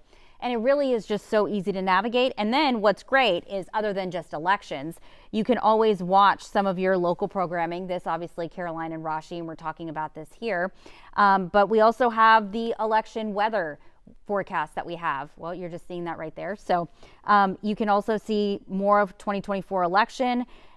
What you also get is all of our actual shows. You see Caroline and Rashi there, Battleground, Kicking It with Kunkel, Mondays with Mike, and then just a lot of other content. And you can also go to other cities and see what they're doing as well. So it really is just a great tool. There's our forecast. Yeah, forecast.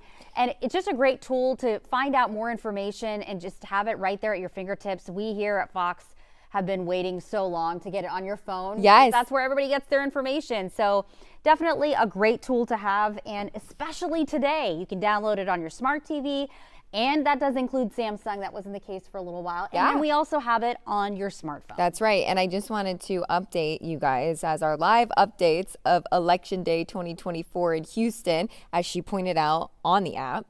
As of 3 p.m., it's now close to 4 p.m. So I'm sure another update is coming here soon. But at 3 p.m., the Harris County Elections Department reported that more than 200,000 in-person votes have already been cast today. And then, you know, most polling centers are still showing wait times at about 15 minutes. That may increase, though, as people begin to get off work and go vote at that time. So this is why you'd want to check the Fox Local app to see about those wait times. And basically, that vote total is going to go up as the evening goes on. Right. Because so many people are going to vote now, because there's only, 3 more hours left to go vote. And as long as you're in line at 7 p.m., that means that you can still cast your ballot. So don't turn away if it's like 6:58 and you just got in line. As long as you're there before 7, you can still vote. So that number is going to go up substantially in the next 3 hours. You have 3 hours to go out and vote, and you also can tune in to our live coverage that's going to be on here on this feed all night long. We have you covered. So there's no reason not to stay up to date. And it's also nice being able to stay up to date on our local races, because if you go somewhere else, it's a lot about the presidential race. Well, we're going to talk to you about the races that matter here in our viewing area. Yes. So that's going to be a huge difference in watching us on here, or, you know, another outlet that you choose to watch. So yes. And we're also, like you were saying, the local races and the local propositions, one being the huge one that no matter where you are in the U.S. or maybe even around the world, you might have heard of HISD's huge over $1 billion bond proposal. It's broken up into 2 actual propositions. So you have Prop A and Prop B. And basically the underlying thing is they want to improve dozens of their schools' infrastructure. It's all getting old. Provide raises for teachers.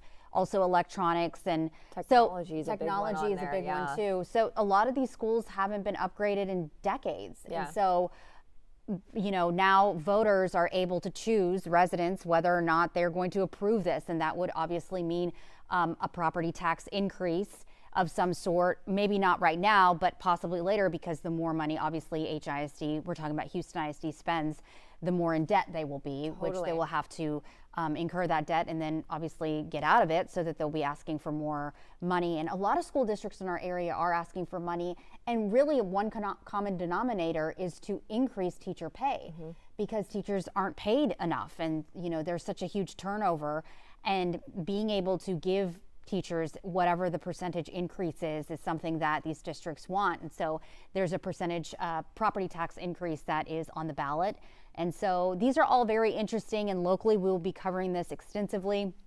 We have the Senate race with Ted Cruz. I was just going to say. And Colin Allred. Yes, that's a big one. And that's coverage that we're going to be keeping a very close eye on tonight. So Ted Cruz being the incumbent there, Colin Allred, he's a congressman from Dallas who's trying to get in, and his first term as someone who wants to be part of the Senate. So it's going to be very interesting to see if those results will be coming out tonight. And we'll have that all on the Fox Local app for free for you to download and for you to keep up with. And then once we get confirmed information, we get it out to you as quickly as possible.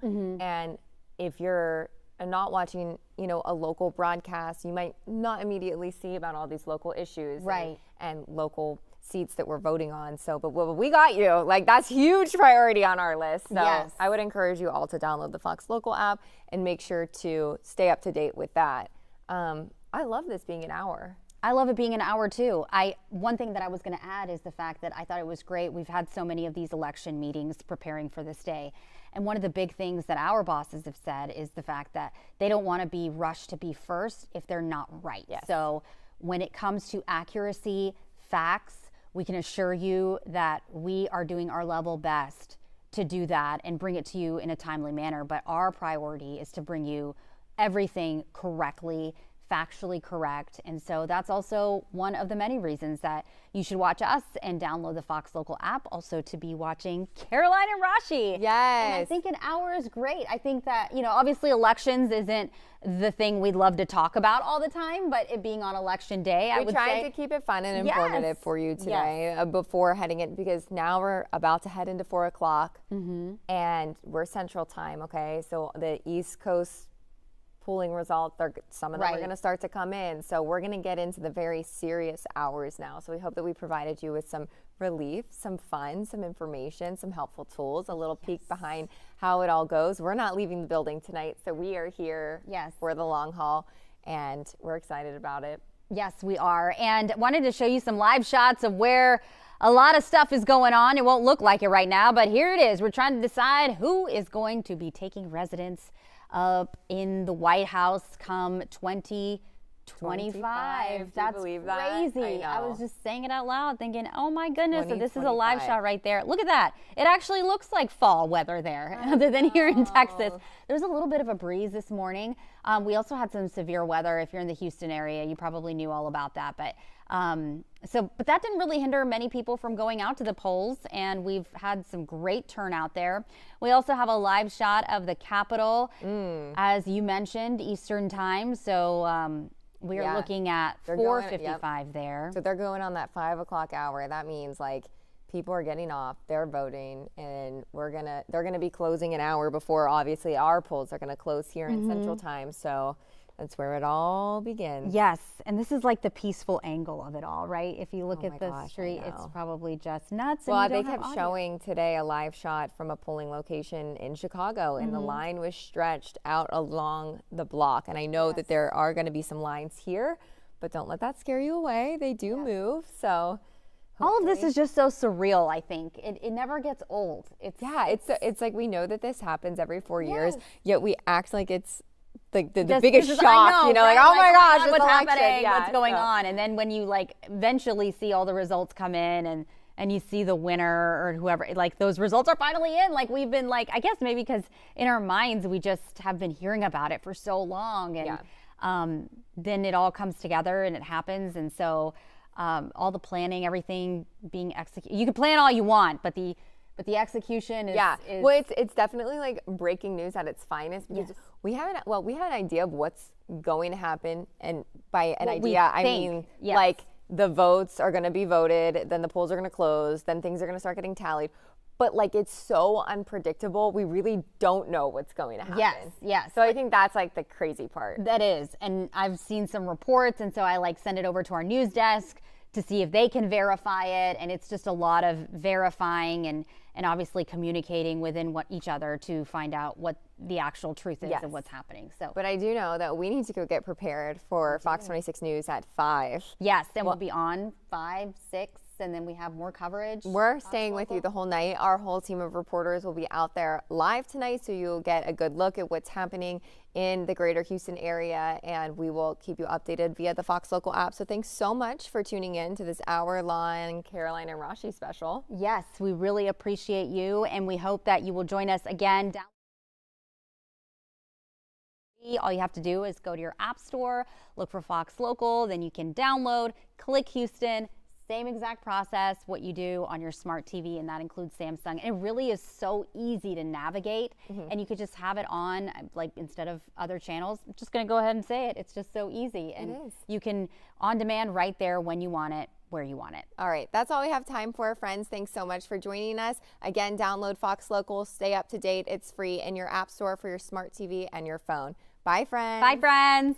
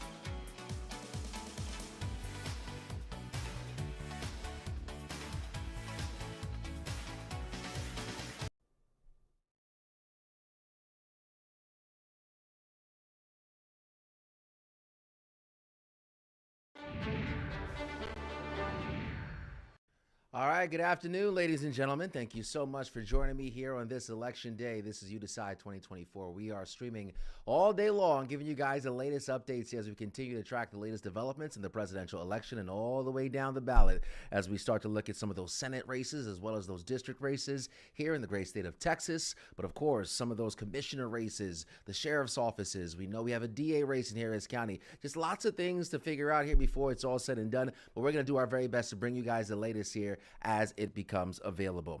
So first, we want to head to our Randy Wallace, who is joining us from Fort Bend County. He is there following the Precinct 3 commissioner race, a big one here in Fort Bend County with Taral Patel. Randy, good afternoon.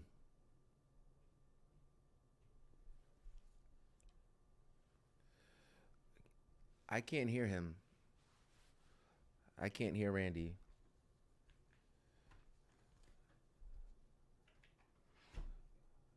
Can you hear me now?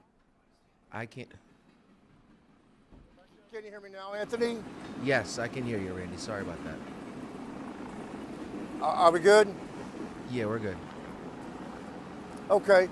Yeah, again, Taral Patel was seen as a rising star in the Democratic Party. At one point, he was chief of staff for Fort Bend County Judge K.P. George. Now, he is currently indicted. He has 4 felony indictments for online impersonation, and he also has 4 Class A misdemeanor charges. 3 are misrepresentation of identity online or impersonation through email.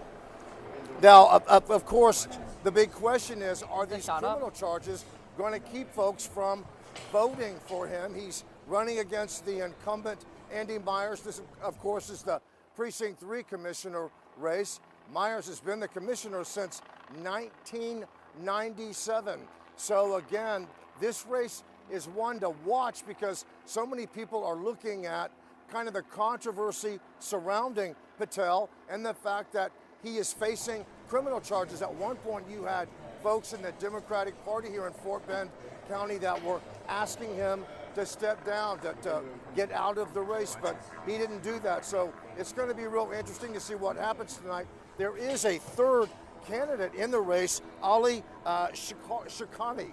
And so you've got three people in this race. Again, you've got a strong incumbent and you've got a Democratic challenger who's facing criminal charges. Anthony, back to you. So much. You know, Randy, Andy Myers has been there, the commissioner, since 1997. So you have someone with a lot of tenure, a newcomer like Taral Patel, but that newcomer comes with this charge that he's currently facing. So we're watching that down there in Fort Bend County. Harris County, lots of things happening there in Harris County as well. Remember, Harris County is the third largest county in the entire country, the largest county here in Texas. So we are paying close attention to how things are developing there. We have our Abigail Dye, who is live for us over at the election headquarters there in Harris County with some more details on what's taking place right now before they start counting those ballots here later tonight. Abigail. Anthony, definitely the calm before the storm here at the election headquarters. You know, those polls close at 7 p.m. The last person in line at 7 p.m. is the last person who gets to vote. And so around 7:30, 8 o'clock, that's when those ballots start rolling into the rally locations, this being one of them. There are 6 others in Harris County, and that's when those votes start being tallied. And it is a long night ahead for election workers and for anyone at this headquarters tonight. There's going to be a lot going on.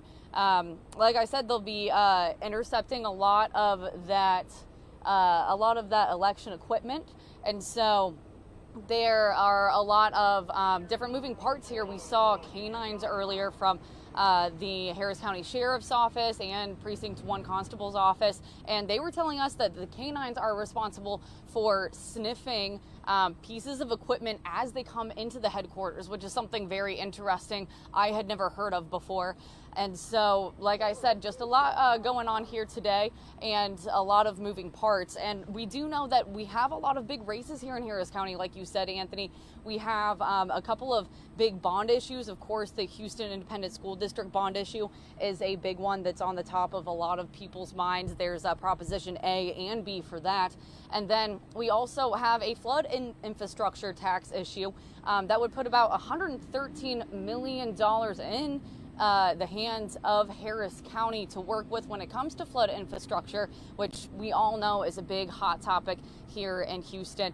We have a couple of really big races as well when it comes to the Harris County Sheriff. The incumbent Ed Gonzalez is facing off with Mike Knox, and so that's a big one that will really change some parts of how our law enforcement works here if Knox ends up taking over Gonzalez's position. And we also have the race for DA, the district attorney, which is another big one. We know that former prosecutor Sean Tier, he took that Democratic seat from Kim Ogg, who was the incumbent. She was voted in back in 2016, took that seat in 2017, so she has had a long run, and we will find out today who our next DA is going to be. That other candidate would be Dan Simmons. So there are a lot of big races here in Harris County. Like you said, it's a huge county. There are a lot of people affected by the decisions that will be made for our county today. And when it comes down to it, there will be a lot of big decisions being made in this headquarters here tonight. You know, this presidential election is huge. We have so many big races going on, and so this is going to be a busy place with a lot of great information coming out of it. We'll stay here all night and bring you updates as we get them.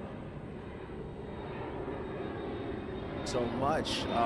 So we're going to continue to follow what's happening at the election headquarters here in Harris County. Abigail is outside right now, but closer to 6 o'clock or so, the media will be allowed inside, and that's when we're going to start to get some new information. We're expecting press conferences from Tanisha Hedspeth as well as we continue to follow the vote and the count. All right, we'll take a quick commercial break right now. We'll be back with some more here on You Decide 2024.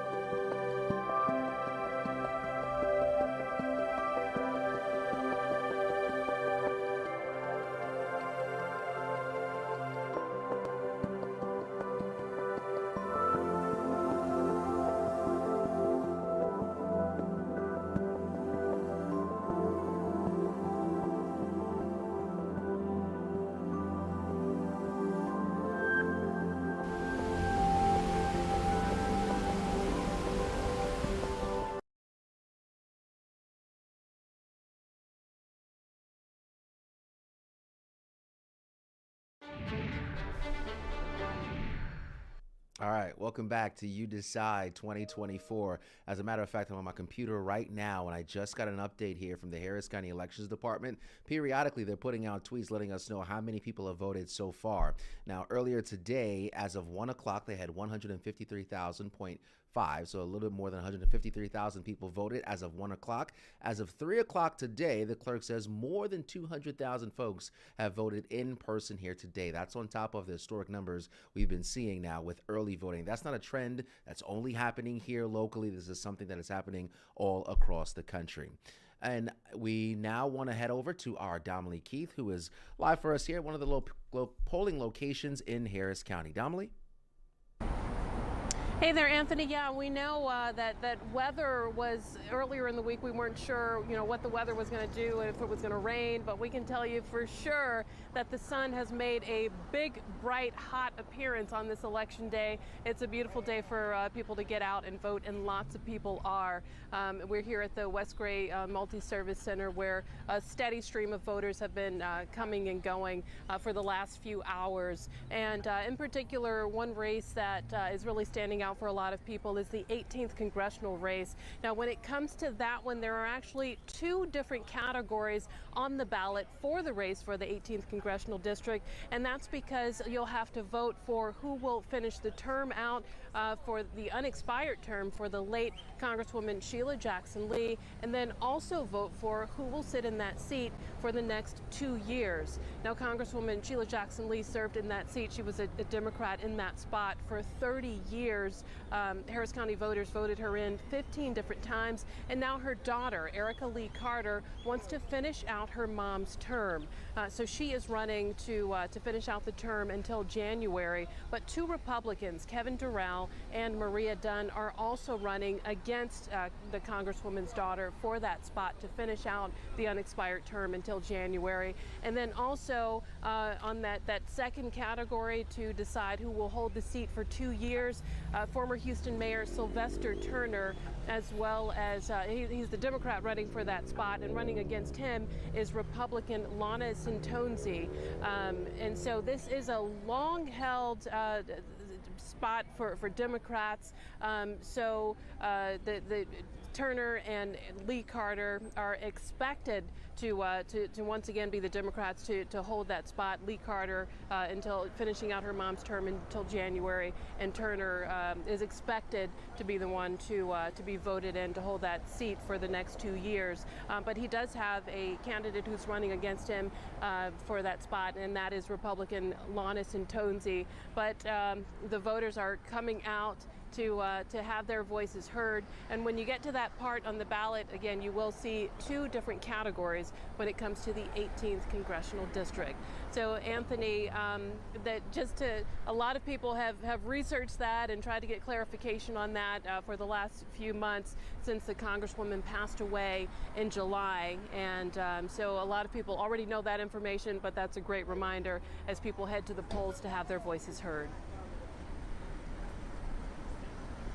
That's a good point of clarification, and that really speaks to the importance of planning your vote.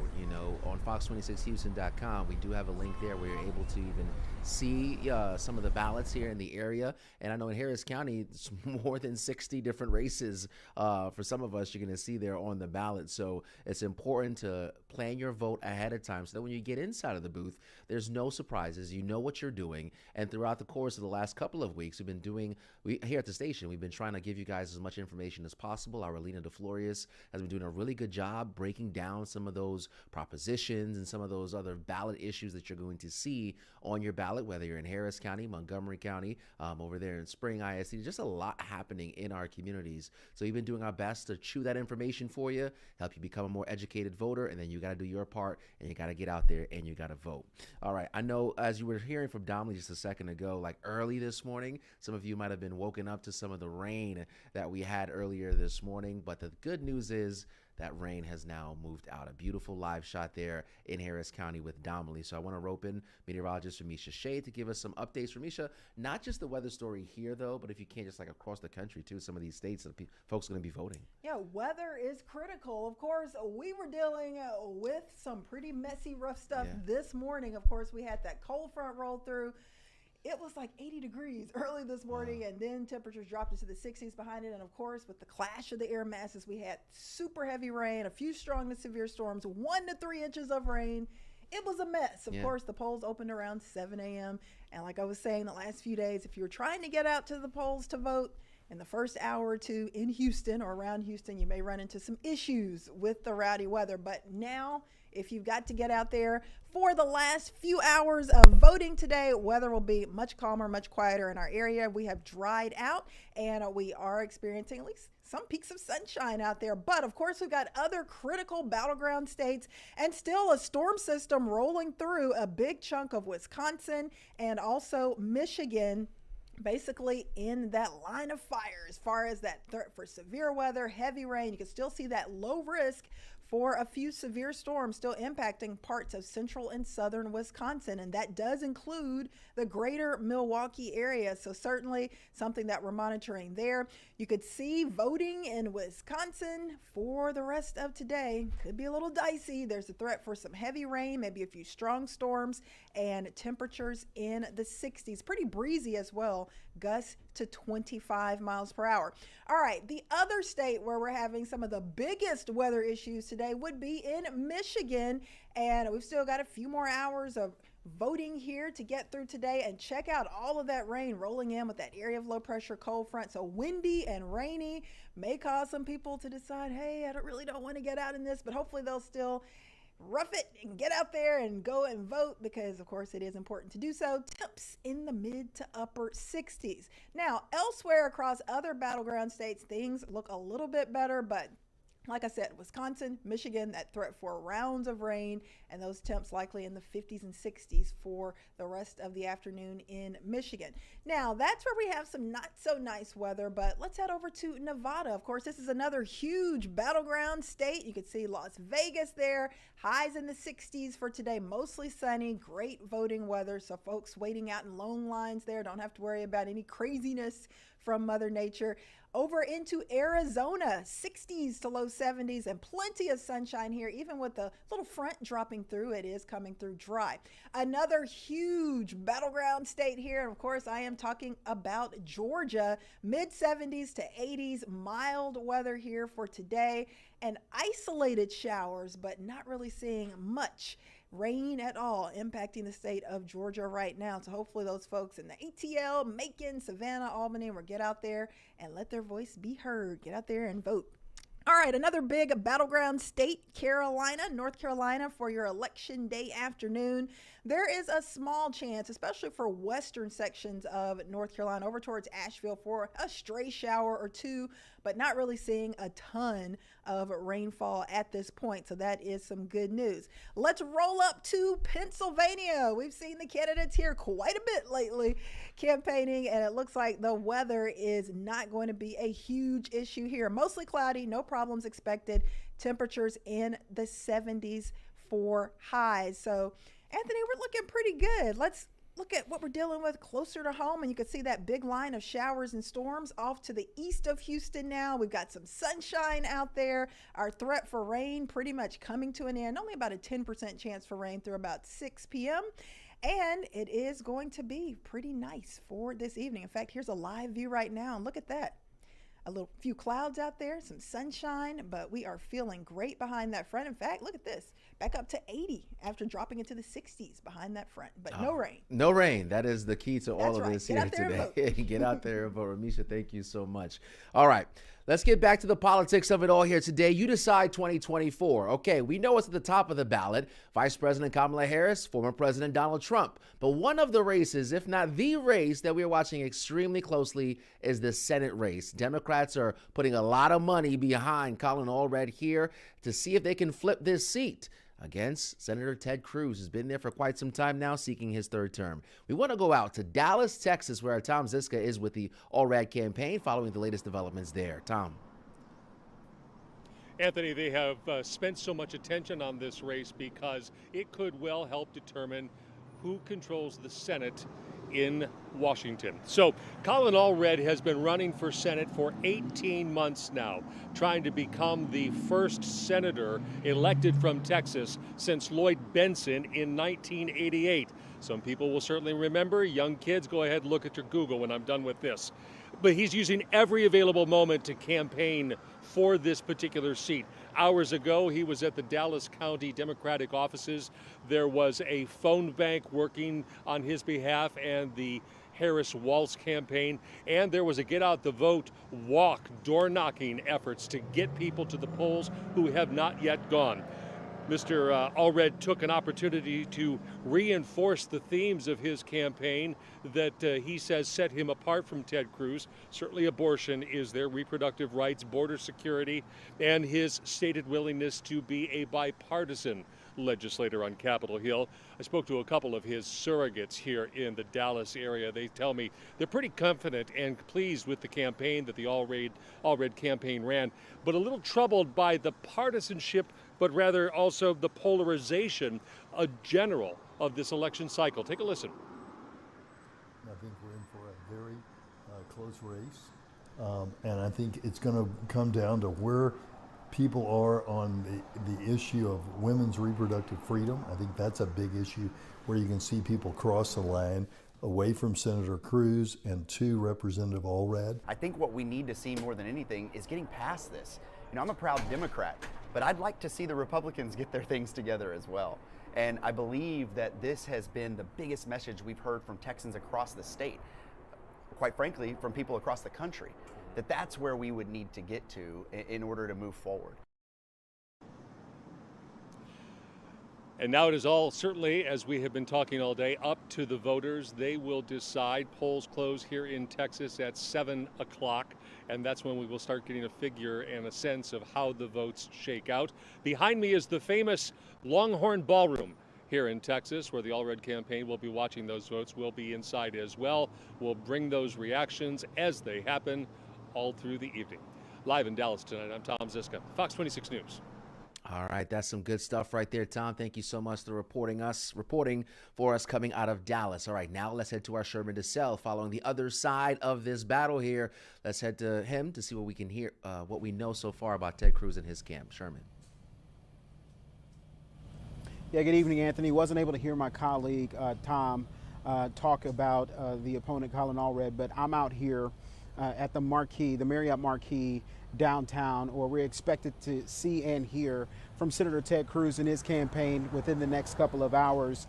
Something that's worth mentioning over and over again tonight, the control of not just the White House, but Capitol Hill is at stake with critical election items like this one, like this state Senate race, something that has not changed a party in the last 3 decades. We've talked about this. Cruz narrowly, if you remember, Cruz narrowly won his re-election against Beto O'Rourke in 2018. So every single vote counts for not just Cruz, but Allred as well. He has been very consistent on this message, keep Texas, Texas. He is talking about, he and his conservative supporters are saying that Colin Allred is directly aligned with the presidential candidate Kamala Harris, Vice President Kamala Harris. And so he says in order to keep the conservative values that Texas has had a stronghold on for years now, he wants to be reelected for this 3rd term. The GOP holds some commanding majorities. Democrats have, of course, a big stake in big cities like ours, like Houston in Texas, but they have yet to have a strong power hold on seats statewide, and of course in the Texas Capitol. So Ted Cruz has been campaigning extremely hard, and a lot of the things that he's been talking about a lot, not just in the ads, but in his rallies, including the one yesterday, immigration and the border. He's been spending time in places like El Paso and McAllen, a place where there's a heavy Latino population. 80% of the residents there are Hispanic. He's also been spending some time in South Texas. There's a lot of conservative voters in that part. He said this last night, quote, I recognize coming to El Paso, well, over the weekend, he said, recognize coming to El Paso and telling you about the border is a little bit like going to Noah and telling you about the flood, because you know. Cruz said that Sunday, and he said it's the worst invasion in our nation's history. He is hoping that the message is clear in his campaign that he wants to have a better control of what we're seeing happening at the border right now. And just as much as the Democrats have been raising money for Colin Allred, just know that there's just as much money, if not more money, that's being raised for this important seat for the GOP and making sure that they are able to keep control of the Senate in Texas, but also have that Capitol, have that important role in D.C. So again, we're right outside of the Marquee, the Marriott Marquee. We're waiting to be let in and to see exactly how they got things set up, and possibly connect with some supporters of Ted Cruz to see what they're feeling like ahead of this race, as a lot of the polls have indicated that it's tight, but it really doesn't matter at this point what the polls indicate. It depends on what people have been, how many people have been showing up to the polls and making their voices heard. We get more information, we'll let you know. Back to you. All right, good stuff there, Sherman, letting us know what's happening. We'll be right back with more of You Decide 2024 after this quick commercial break.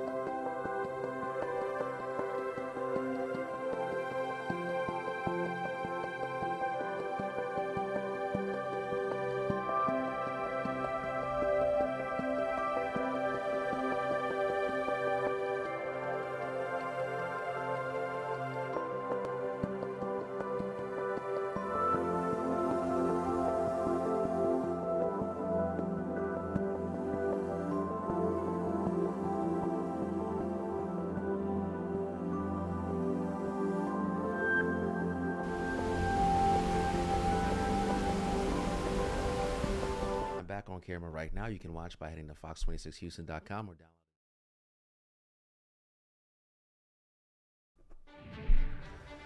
All right, welcome back to You Decide 2024 right here on fox26houston.com or Fox Local, wherever you stream. Thank you so much for joining me. It is Election Day. We've been talking about everything you need to know here. We touched on the presidential candidates. We touched on the Senate races.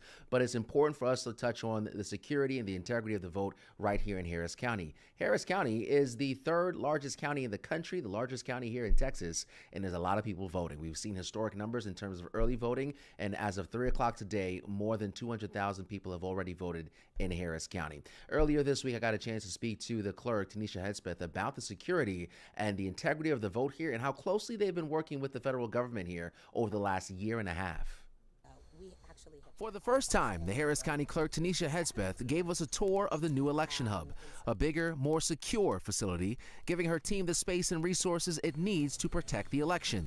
Have you been in contact with the federal government in CISA, and what has that conversation been like? Yes, we have. As a matter of fact, with CISA, we've been working with them for more than a year. CISA's been sort of a right hand, left hand in this operation to help us prepare for this presidential. Not the first time that we've done it, but definitely more of a presence for this election cycle. CISA, the Cybersecurity and Infrastructure Security Agency, spent time with the clerk and her staff, playing out emergency situations and what to do to maintain the integrity of the vote. Jen Easterly, the director of CISA. One of the things that resources that we brought to bear over the last year are election security advisors. So we have 10 of these around the country, and these are former election officials. These are experts who work across the region and ensure that we have tailored resources to be able to provide full support to election officials to reduce risk. If the power goes out, and a good portion of the county is impacted by that, right? From a security standpoint, how do you play out those scenarios? Now, we have backup measures in place, but from a CISA perspective, they were able to kind of come in and give us some more ideas or other ways that we could prepare for that. Easterly says there are real threats from foreign adversaries that want to undermine our confidence.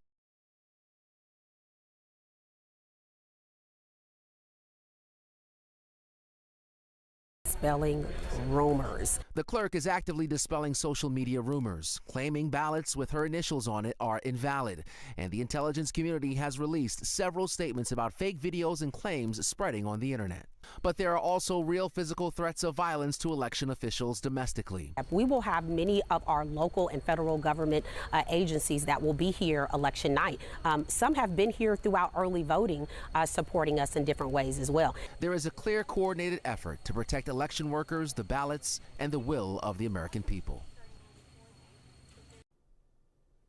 And I really appreciate the clerk for her time there to really give us some insight. Now, that was the central election hub here for Harris County. It's a brand new facility, and they've done a lot of work to get that thing up and running. We weren't even allowed to share with you guys where that location is. So they're doing a good job here. And of course, we'll be getting our updates from our Abigail Dye, who is at that location. Now, if you are just joining us, we also had a conversation earlier today with a political science professor from the University of Houston. His name is Eduardo Aleman, and we dove into the presidential race as well as the Senate race. So here's a look at some insight that he shared with us earlier today. Your initial reactions or initial gut feelings as to some things we can expect here today. Well, the election is super competitive. We haven't seen this in a while. All the forecasts show there's really a tie there. Yeah. So it's going to be a long night, I think. It's going to be a long night. It's an historic election. If Kamala Harris wins, she's going to be the first woman president in the United States. If Donald Trump wins, he's going to be the first president who comes back after staying out for a period since the 1800s, since Cleveland. So it's going to be a historic night. And you know, both candidates have really been working hard over the last couple of days, really centering a lot of their attention on some of these battleground states. So if some folks at home not familiar with battleground states, kind of give us a rundown of what those battleground states are and when we could potentially see some of those results here today. Yeah, no, that's very interesting. We know that there is several states where Democrats and Republicans dominate, but there are 7 states where the election is going to be decided. And these are the 7 swing states, the 7 battleground states. Okay, the 2 that we're going to know results first are going to be in the East Coast. These are North Carolina and Georgia. right? Then we go into the Rust Belt. We have 3 states there. We have Pennsylvania, Wisconsin, and Michigan. We're going to know the results there a little bit later, probably by tomorrow, if it's really competitive. We may know the results by tomorrow at noon, tomorrow afternoon. And finally, okay, we have Arizona and Nevada, okay? Presumably, each candidate would get one of those states. We don't know. They're very competitive too. They may decide the election, but those are coming late. And those have a very cumbersome way of counting votes. So we may not find out who won in those states for a few days. Yeah, and that's because some of these states have different election laws in place on a local level. So like I know some states like Pennsylvania, they can't actually open even mail-in ballots to kind of prep them until the day of the election here today. So that adds some time to that process as well. That's correct. All right, so now we're talking about the candidates, and they were in Pittsburgh. I know both candidates had made several stops in Pennsylvania yesterday. Do you get the sense that Pennsylvania will kind of be the state that holds the key to 270 for either candidate? Or what state do you think you're going to really lean on? That's very likely, and the reason is that Pennsylvania has the most seats in the Electoral College. Of these 7 states that we've been discussing, Pennsylvania is the most important. For instance, if Donald Trump wins Georgia and North Carolina, as many expect, he would just need Pennsylvania to make it, right? So Pennsylvania is a key state. The most likely scenario, if Kamala Harris wins the presidency, is winning Michigan, Wisconsin, and Pennsylvania. So in the most likely scenario for both candidates, Pennsylvania is crucial. It could be that a candidate may win, losing Pennsylvania, but it's going to be very rare. So that's the state that everybody's going to be looking at.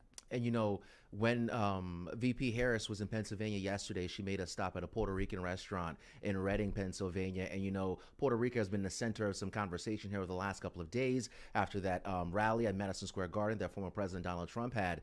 And there were lots of reporting out there about how that can swift the Puerto Rican or Hispanic vote in general. Give me some insight into that. What do you think about that moment in time? And do you think it will make a significant shift either way for either candidate? No, that's very interesting because the election, right, is so competitive at this time that anything that shifts voters one way or another can make a really big difference. That's why we're paying attention to the Puerto Rican constituency in Pennsylvania, because if this crisis, right, affects the vote of Puerto Ricans in Pennsylvania, it may make a difference because it's so even that any shift in voter support can make this crucial. Yeah.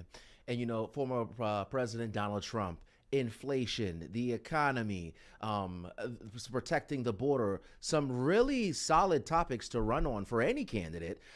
Give us a review or your idea or what do you think about the race he's been running so far on those issues? Because those are issues that affect everyday people when it comes to how much money they spend at the grocery store. Yeah, no, it's super interesting because without a doubt, Donald Trump has been running on the economy and immigration. Those are the 2 big topics. It is also the topic that many Americans are most concerned with, the economy. And particularly, let's say, the Hispanic voters, that may be crucial in this election, right? So the economy is very important.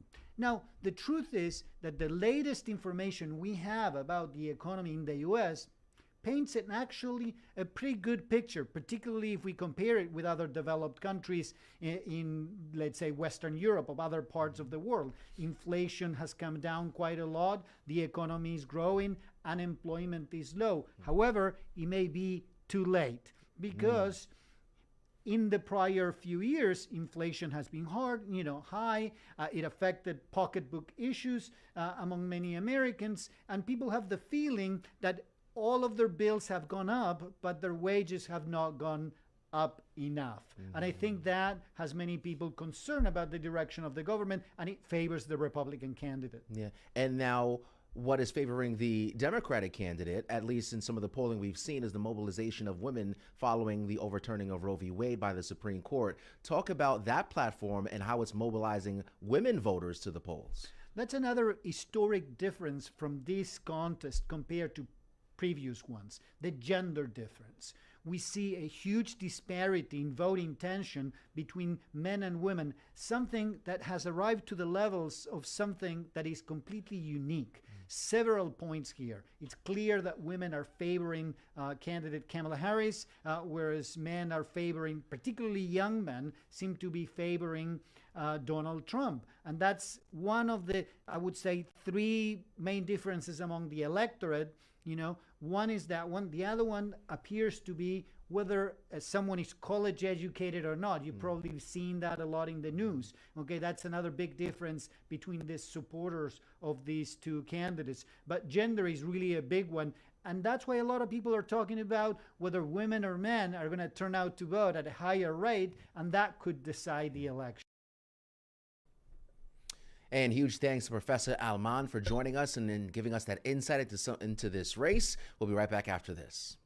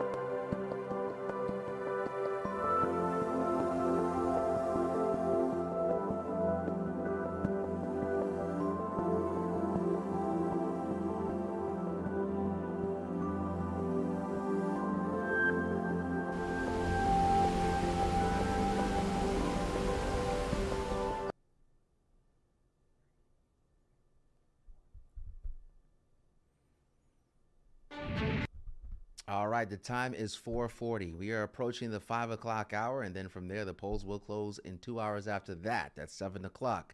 So if you still haven't voted yet and you are looking for your nearest polling location, we've got you covered. You can head to fox26houston.com. But I want to show you guys what you're going to see once you get there. So let's look at the wait times for Harris County. Let me kind of walk you through what you're going to see. So that's our location right there in the stars. So that's your location wherever you are. And you see those green points? Those are the points where you can click on and get some more information about the wait times. And if you continue to click on it, you see how that area starts to increase. It widens as far as the radius from your location. So you could hypothetically find a voting location that might be a bit of a further drive, but it may not have any wait time at all. So there's really no excuse to find a place to go and vote. And you see how far this really stretches out. As we zoom out again to give you a look, that's Harris County. And then you can just continue to see how far this goes out for you guys to find your nearest voting location. That's what's happening in Harris County. This is Fort Bend County. Much of the same thing. The green plots on this map, that is for a less than 15-minute wait. Yellow means it's anywhere from 15 to 30 minutes. Red means there is more than a 30-minute wait. So why go to that location when you have so many green locations that you can go to with a less than 15-minute wait? That is in Fort Bend County. So again, that's just two resources that we have for you at fox26houston.com that if you're still on the fence about voting, which you shouldn't be, If you can hear me now, it is okay to download Fox Local on your cell phone. Take me with you as you head to your voting location. You're not going to miss any of the information that we're talking about here on the stream, but more importantly, you'll be doing your civic duty and voting on this election day. So polls close again at 7 o'clock here tonight, and we are going to continue to give you those updates because once the polls close, we're going to start to get some numbers here. So once we get some more details, we'll let you know. Now, we do know the federal government has sent poll watchers, if you will, across the country, but there's been some back and forth between the state and the federal government on this issue. Our Jade Fleury has some more details.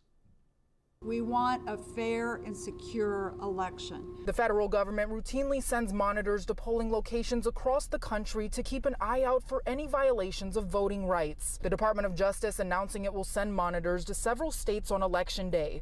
However, the Texas Secretary of State declined the offer. States are free to decline federal oversight of voting locations these days. Texas and a couple of other states have declined to do so this year. In a letter to the Department of Justice Friday, Texas Secretary of State Jane Nelson wrote to the DOJ saying the monitors aren't allowed inside state polling sites under state law. We don't need any more federal intervention.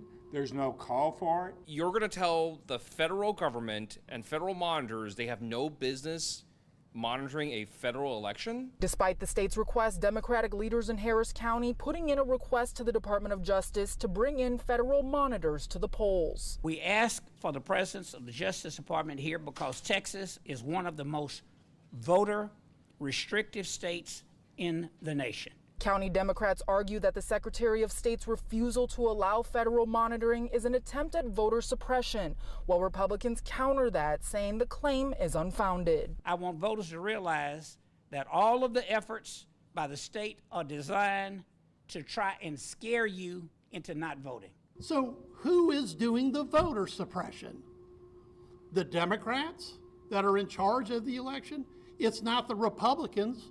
We're not in charge. The fact that you have a little friction here between the federal and state government, I think is good. I think it shows that there's a check and a balance and something that's very important.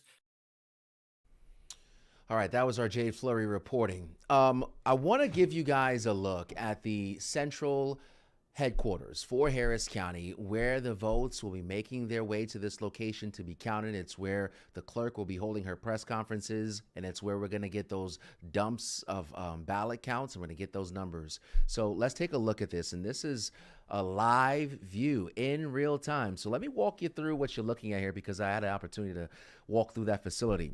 One, this is the first time the county will have a location like this where everything is happening under one roof in terms of counting of these ballots. So this is the election headquarters. I can't tell you where the location is, but I can say it's near the airport IAH. Now, those tables you see right in front of you there, that's called central count. That's where the ballots will be counted at some point here tonight. Now, to the top right-hand portion of your screen, you see those black tables. That's the call center.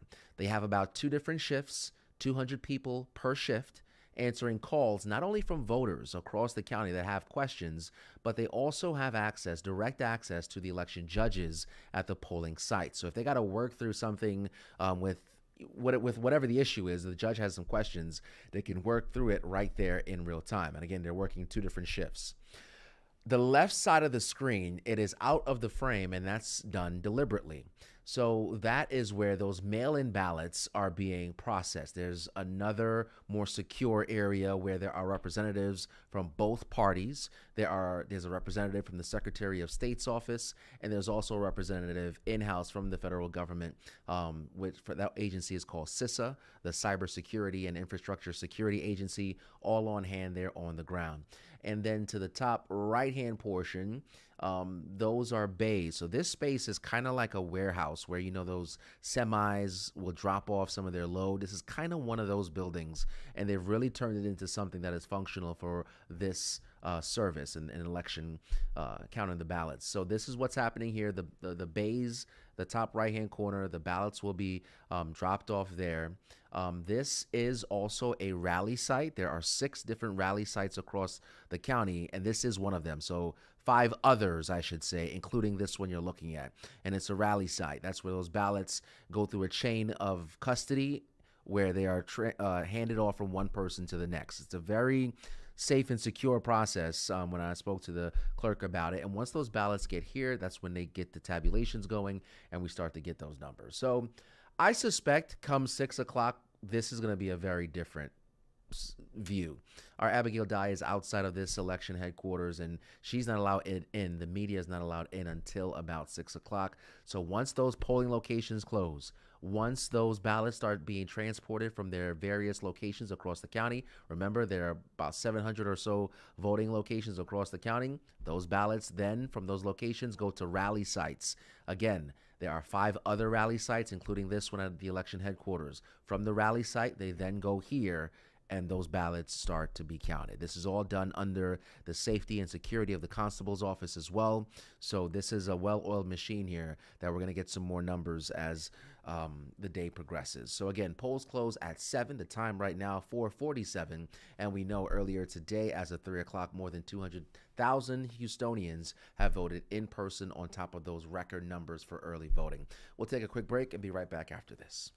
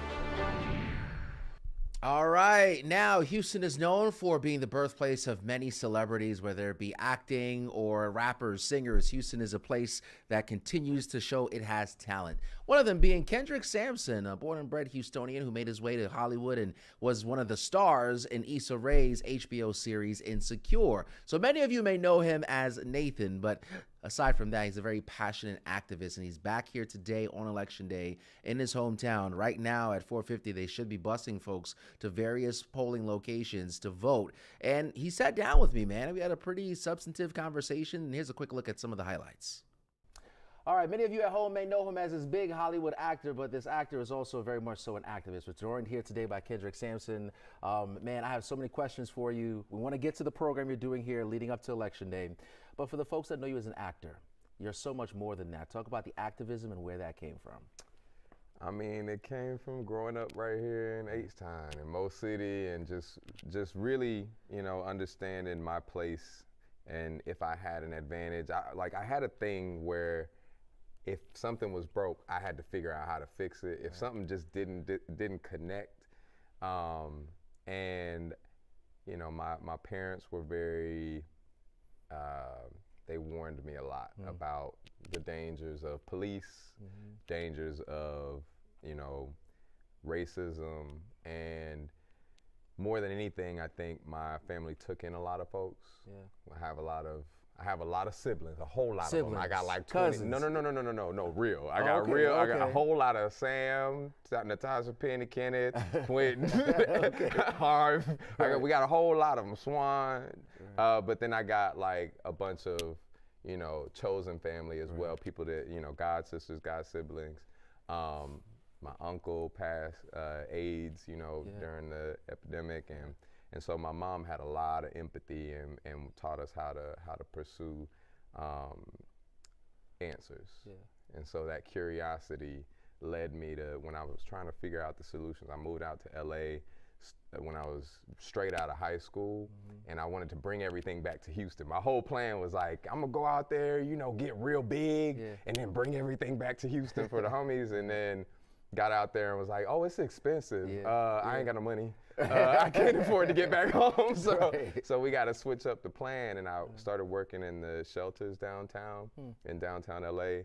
I ran into a pastor who I became a church, Pastor Frank Wilson, who grew up here in Fifth Ward.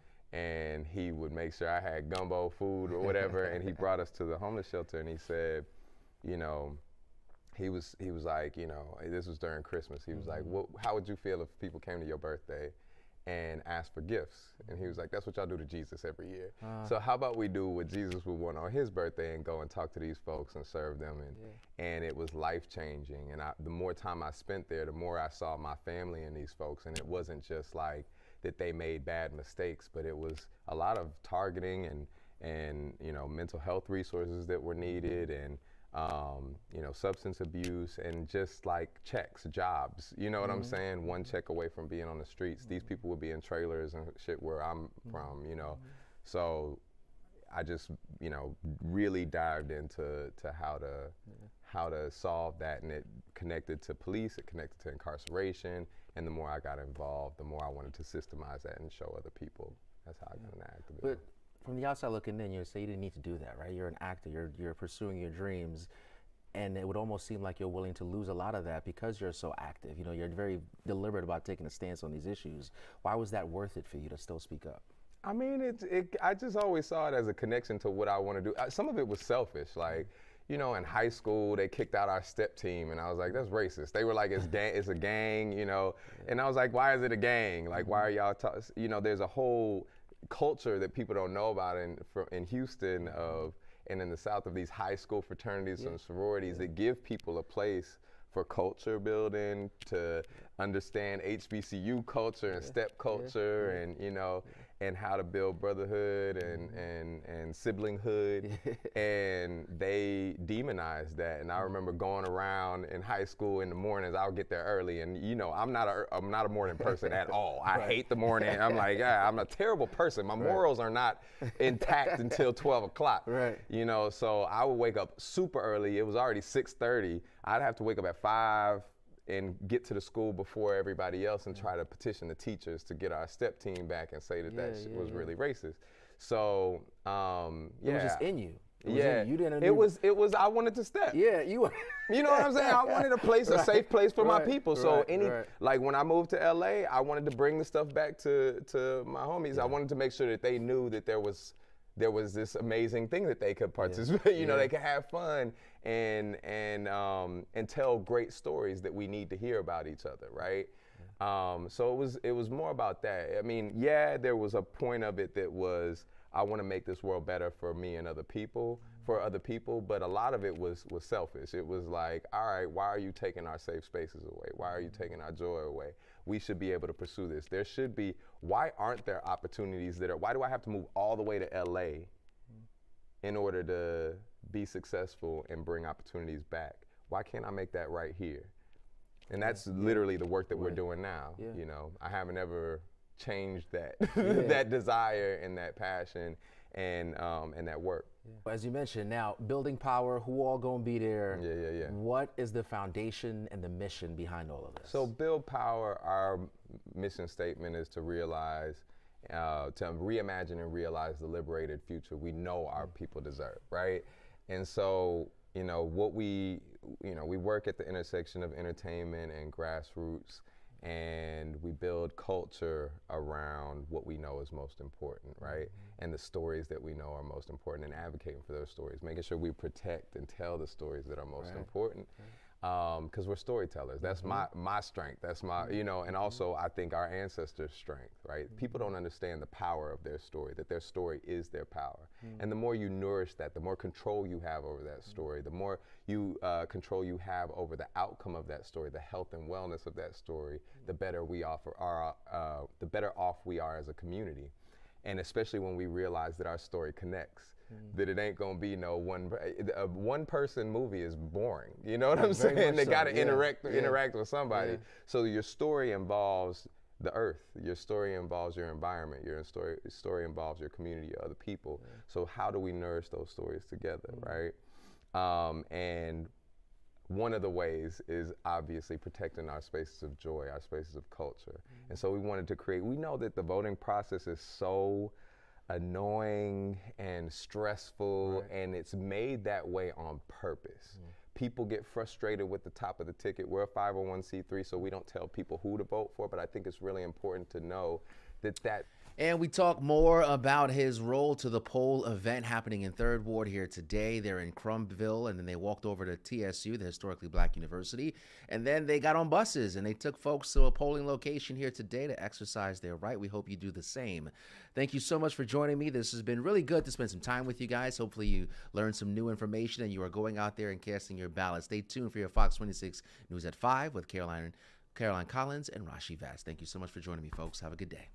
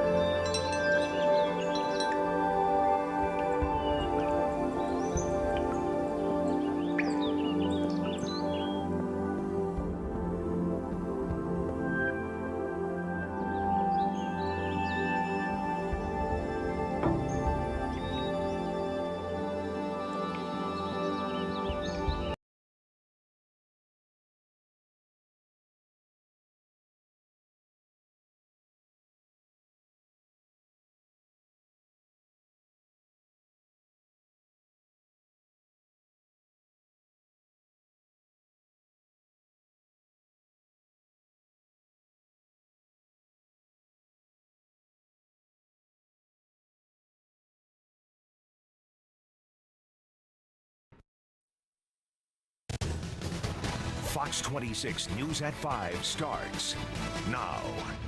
Now at 5, Election Day is here. The nation waits to find out who will be the next president. We'll look at what the Harris and Trump campaigns are doing today. Plus, the balance of power is on the line in the hotly contested U.S. Senate race right here in Texas. We have live team coverage from the Ted Cruz and Colin Allred watch parties. And Sky Fox giving us a live look as voters race to cast their ballots before the polls close at 7. You have just 2 hours left. A special Election Day edition of Fox 26 News at 5 starts right now. Welcome to our You Decide 2024 coverage. We have crews in the Houston area and across the nation covering the big races everyone is watching tonight. That's right. Locally, we are checking out voting centers across Southeast Texas as time does begin to run out for anyone who has not yet cast a ballot. Let's begin our team coverage with Domly Keith. She is live at the Multi-Service Center on West Gray near Montrose. What is it like there, Domly? Well, first of all, the weather is great, and that's always a good thing for Election Day. Mother Nature is certainly cooperating so that everybody can come out and cast their votes and have their voices heard. Now, a steady stream of voters have been coming by, and as you take a look around, you can see a sea of signs, all of these campaign signs out front, and lots of volunteers waving signs for the candidates that they are hoping who will be elected into office. And so there's a lot of busyness around as people come and cast their ballots. We've been here for several hours, and it's just been a steady stream of voters going in and casting their ballots. And one race that a lot of people are keeping a close eye on is the 18th Congressional District. There are actually two categories on the ballot when it comes to that race, because voters have to decide who will finish out the unexpired term for the late Congresswoman Sheila Jackson Lee, and then voters also have to decide who will hold that seat for the next 2 years. Now, Congresswoman Sheila Jackson Lee's daughter, Erica Lee Carter, is hoping to finish out her mother's term and serve until January to finish out her term. Two Republicans are running against her, Kevin Durrell and Maria Dunn. Also, former Houston Mayor Sylvester Turner is running for the 18th congressional seat, but he's hoping to hold that seat for the next 2 years, and he's running against Republican Lana Santonzi. But lots of people are cheering on the Congresswoman's daughter, hoping that she will get elected into that spot. So what are your thoughts regarding Congresswoman Sheila Jackson Lee's daughter wanting to finish out her mom's term? I'm very excited about it. I'm really this will be making history. This will be the first time that a mother-daughter has served in Congress. And so I'm truly praying and wishing her the best. It's been held by a Democrat. Are you hoping that it will continue to be held by a Democrat, or do you think it's time for change? Definitely time for change. And the Congresswoman held that spot for 30 years. She was a Democrat, so typically that 18th congressional seat has been held by a Democrat. But if you want to have your voice heard regarding that race and all of the others, you have less than 2 hours to come out and vote. The polls close at 7 p.m. Reporting live, I'm Damalee Keith, Fox 26 News. Damalee, thanks for that live update. Well, more than 200,000 voters have cast their ballots in Harris County today alone. Fox 26's Abigail Dye is live at the county election headquarters tonight. Abigail. 200,000, that is a big number, and the headquarters right here behind me, this is the hub that is dealing with all of those ballots. Not every single one. It's one of 6 different rally sites here in Harris County that will be counting votes tonight, but there is a lot that's going to go on here tonight. It will be very busy, very bustly, and we're going to be here for all of the action. And of course, Harris County is a huge place. It's the largest county in Texas, 3rd largest county in the country. And so taking on that kind of ballot load is a big deal, and it's a big job. And we know that here in Harris County, we also have some very high profile races, some big stuff going on. We have a couple of bond issues. The Houston ISD bond issue is a big one. Proposition A and B, a lot of voters are looking at and thinking about. We also have another tax issue that would put about $113 million in the hands of Harris County for flood infrastructure. And so that's another big hot button issue. We also have the race for the Harris County Sheriff and for the Harris County District Attorney. So there are a lot of eyes on those ballots tonight. And, you know, like Damalee was saying, a lot of people rushing to the polls before they close at 7 p.m. Now, once those polls close, the last person in line can vote. And then that's when all of that voting equipment and all of those ballots are going to come to locations like this one, and that counting is going to start. The Harris County clerk saying that they are prepared for what's going to happen tonight. So you have hundreds of individuals here that are servicing the individuals in the field. So from the phone center to our tech lines to our early voting ballot board members that review the mail ballots, and all of our administrative operations are happening here. Also tonight is where we actually tally votes. Some of you will be with us later on this evening. This is where all information in regards to results will come out of. So everything voting related here in Harris County, whether there's a problem or anything newsworthy, that information will be coming out of these headquarters, and we will be here to make sure to intercept it for you and get you everything that you need to know. Now, she also mentioned the call center inside. They do have a hotline that is 713-755-6965. Voters can call that. Electoral judges can call that hotline if there are any issues. So you can keep that in mind as well. We'll go into the headquarters in just about an hour, and we'll check in with you then. All right, Abigail, thank you for that report. Voters over in Fort Bend County have to make some big decision, and that does include voting on the position of sheriff. Fox 26's Jade Fleury is live at the Sugarland Branch Library. Jade, what's it like there? Yeah, wait times for voting are averaging about 15 minutes, so people are able to cast their ballots and go about their day. But like you said, one of the big races that we're keeping an eye on here is the race for Fort Bend County Sheriff. The two people running are incumbent Eric Fagan, who has been in the position since 2021. Fagan is a Democrat focusing on community policing and public safety, and running against him is Republican Marshall Slott. Slott has 3 decades in law enforcement, and his platform is centered on traditional law enforcement. But here is what some of Fort Bend County residents had to say about the wait lines here at the Fort Bend County Library Sugarland Branch. The line, I honestly only took 5 minutes to get inside, and then the whole voting process took like 3 minutes for me. So it was really quick. I was scared that because I was on the last day, it would be a long line. But we go in there, and there were just about 10 people or so. It was very smooth. You go in there, they check your ID. It was a short line, great wait time. It was a fast, easy process.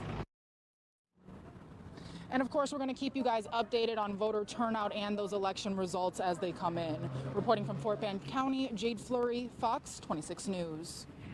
All right, Jade, thank you. And if you are still headed to the polls, download the free Fox Local app to your phone right now.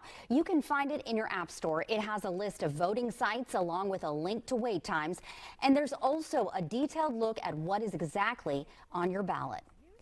Some early morning voters saw some rain, but what can you expect if you're headed to the polls before 7 o'clock tonight? All right, the answer with meteorologist Ramisha Shade, who is in the Weather Center. Ramisha. Well, it certainly was a bit of a stormy start across the area, and we did deal with a lot of cloud cover and some heavy downpours this morning, even a few strong to severe storms. But overall, we are going to be dealing with improvements. As you saw out there with Damalie, she had a little bit of sunshine reflecting off of her. It is going to be a fairly quiet evening. So if you are going to be heading out to do early voting for this last little bit, hey, you get to enjoy a little bit of sunshine before it sets not long from now.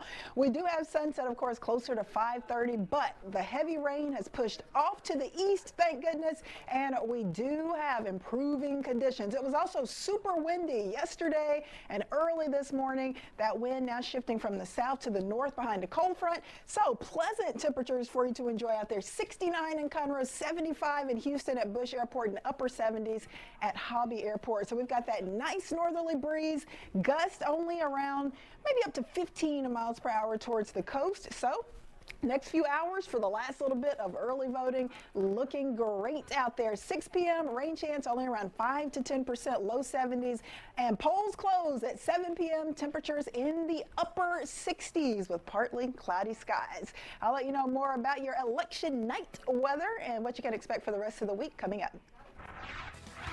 Votes are being cast across the country, but Vice President Kamala Harris has not stopped trying to drum up support.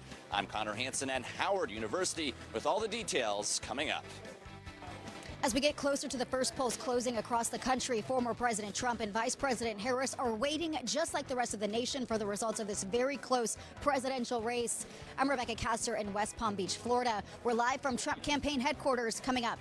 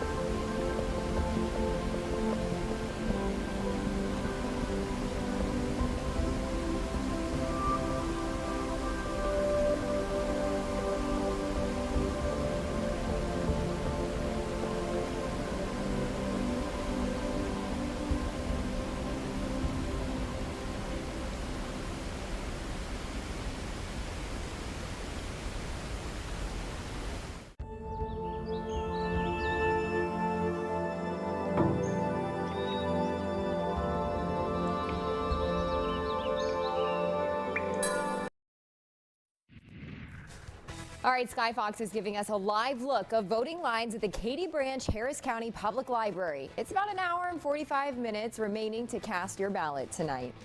So you still have some time. You know, months of the campaign trail. Election day is finally here. But for the candidates, as long as people are casting their votes, and we saw in that live shot they're doing just that, there's still a lot of work to be done. That's right. Fox's Connor Hansen is live in Washington with how the Kamala Harris campaign has been getting out the word. A record 80 million people have already voted. That's nearly half the total amount of ballots cast in 2020, but it all comes down to today. We, the people, have the power to shape our future. Coming off a whirlwind day of energizing voters in Battleground, Pennsylvania, Vice President Kamala Harris is not holding any campaign events today, instead opting to do radio interviews, hoping to win over any more undecided voters. We are tied. Every vote matters, and so I am working hard all day long, continuously, to get out the vote. There are two choices in this race, and it's about the direction of our country, whether we want to go backward or forward. Harris wants to be the first vice president in 32 years to be promoted to the Oval Office. I will work on your behalf as President of the United States to lift you up around dealing with, for example, the cost of living, bringing down the cost of groceries, the cost of housing. As part of that effort, her running mate, Minnesota Governor Tim Walz, making a final pitch to voters in Harrisburg, Pennsylvania. This will be won by 1 or 2 votes per precinct in places like Pennsylvania. This is a time when there's a privilege to live in this country and a responsibility. Get out and vote. Harris will be watching the returns come in right here at her alma mater, Howard University. She's calling it a full circle moment where she launched her first run for office, freshman class representative. In Washington, Connor Hansen, Fox 26 News. After history-making presidential campaigns, former President Trump and Vice President Harris are waiting anxiously, along with millions of Americans, to find out who will be the next president of the United States. Fox's Rebecca Castor is live for us from Florida, where Donald Trump is waiting for the results. Rebecca. Rashi, Caroline, we are at the Palm Beach County Convention Center where the Trump campaign is hosting its election night watch party. But the former president is going to watch the returns come in from his home at Mar-a-Lago with a small group of family and friends. I think we're going to have a very big victory today. The former president is feeling optimistic that voters will put him back in the White House. But it will all come down to voter turnout today. The country that I'm living in is not the country I was born into. The only one who's putting America first is Donald Trump. I voted for Kamala Harris and Tim Walz. It's time for a change, moving forward in a better and uplifting way.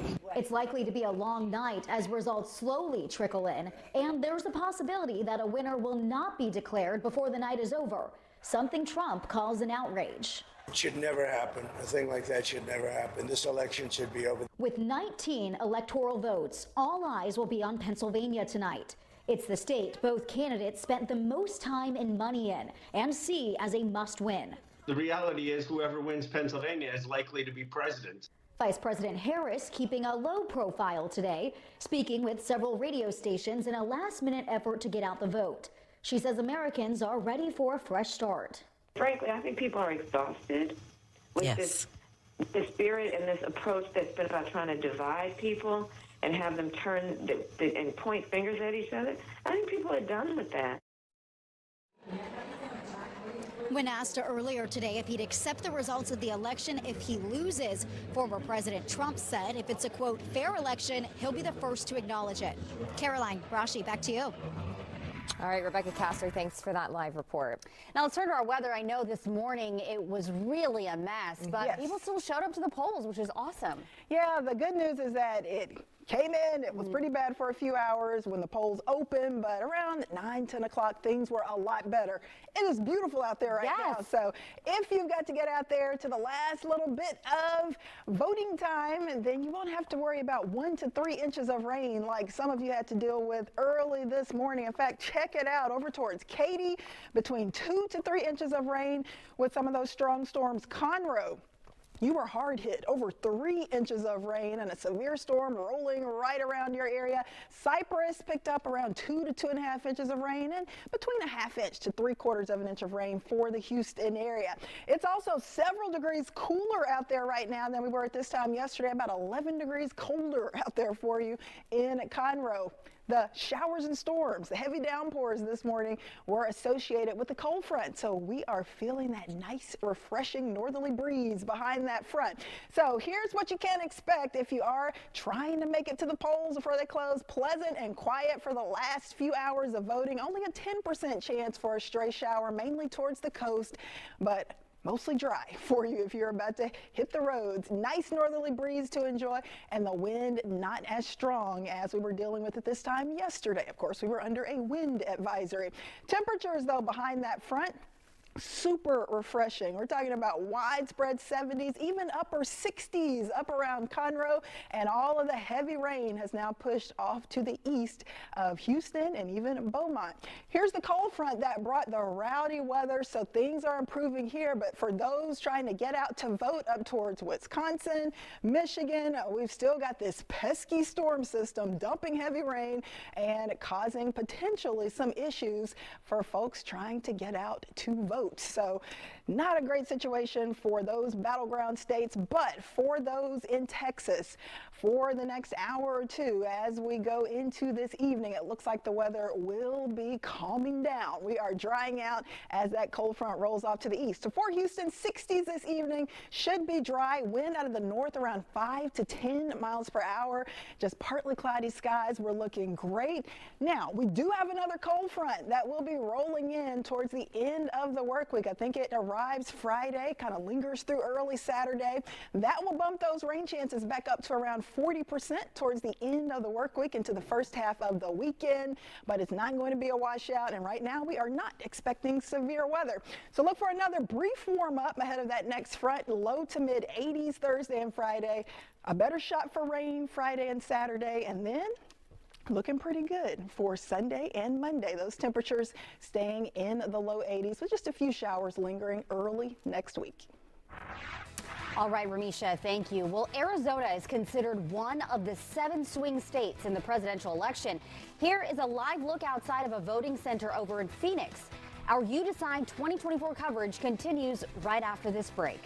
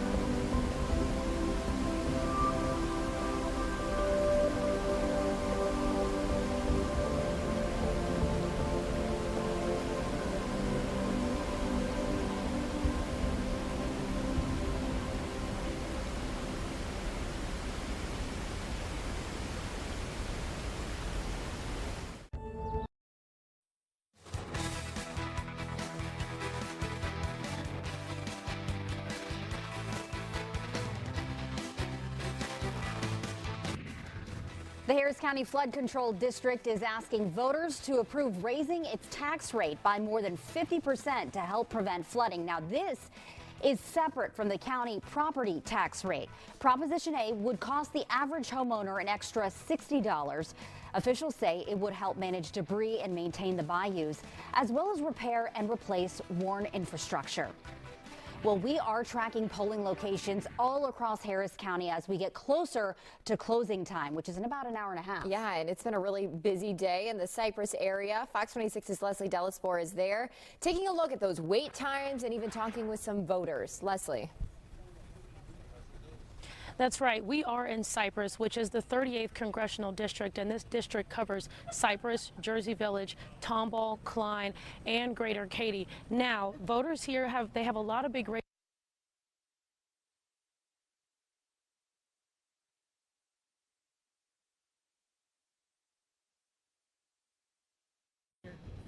Well, for me, the biggest thing was, well, the two biggest things were the Senate and the presidential race. There's just something about Election Day. I think it's just kind of it's special. For me, it's nice. You know, that's the big day. I think if you have the opportunity to do so, you know, take a little time. You know, look into what you care about, and that's the most important thing. You know, you can do it for what's important to you, and see who kind of talks about the message or the things that are important to you, and take it seriously, because a lot of people around the world, they never get this opportunity. Now, when we arrived here earlier, there was a bit of a line, about 20 or so people in line, but people were coming in and out all day. I can tell you there probably were definitely about hundreds of folks coming to this polling location here at Pope Elementary, but we will continue to monitor voter turnout here. Reporting live from Cypress, Leslie Delaspore, Fox 26 News. All right, thanks, Leslie. Well, a closely contested U.S. Senate race is on the ballot in Texas. Coming up, live team coverage of the battle between Senator Ted Cruz and Congressman Colin Allred. And we'll also break down some of the big races with Rice University political scientist Mark Jones.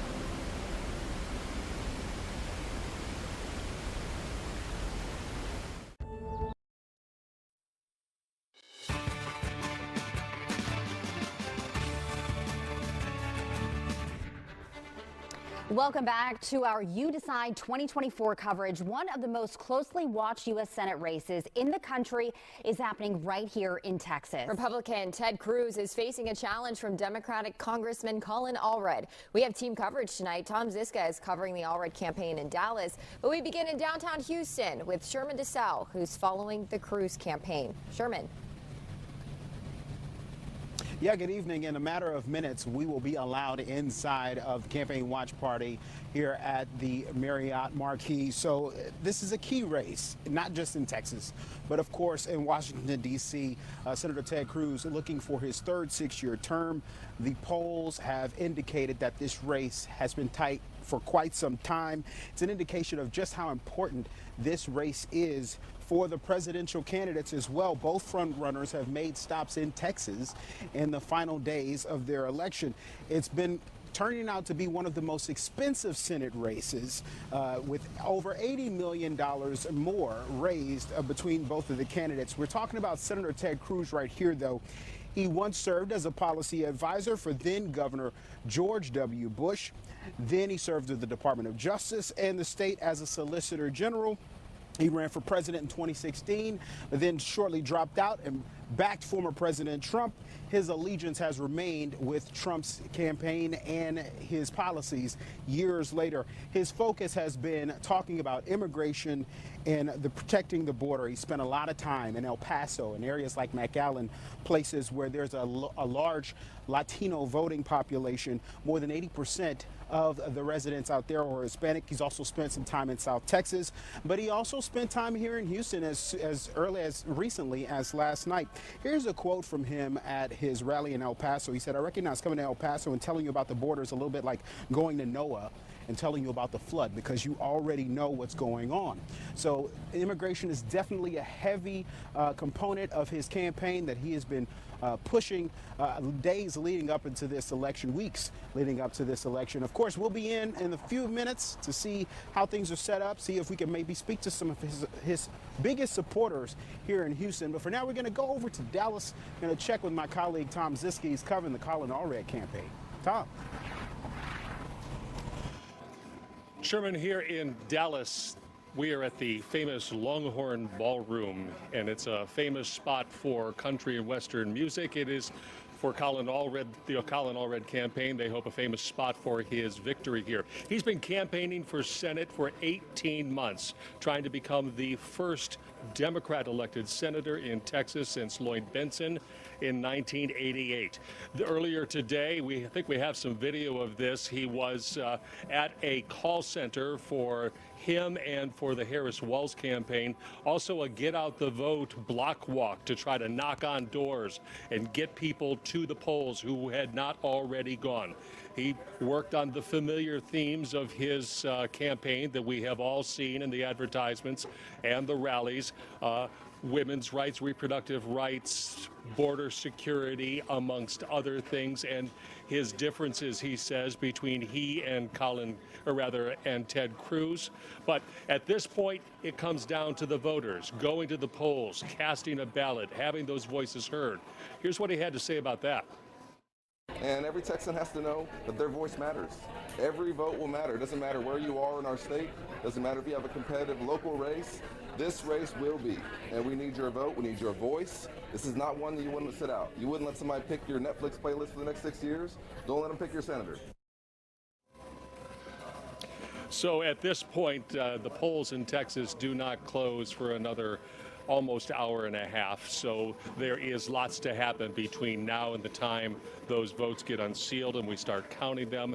And as the evening progresses, we will see how it shakes out between Ted Cruz and the challenger, Colin Allred. Statistically, if you look at the polls within the margin of error, a very tight race between these two men. Ted Cruz lost by about 3 percentage points against Beto O'Rourke in the last cycle. It will be very close, seemingly. This time, as those results come in, we'll share them with you live from Dallas. I'm Tom Ziska, Fox 26 News. All right, Tom, thank you. Well, another big race is the election for Fort Bend County Precinct 3 Commissioner. And there's already been some controversy surrounding this contest. Our Randy Wallace is live in Fort Bend County to explain. Randy.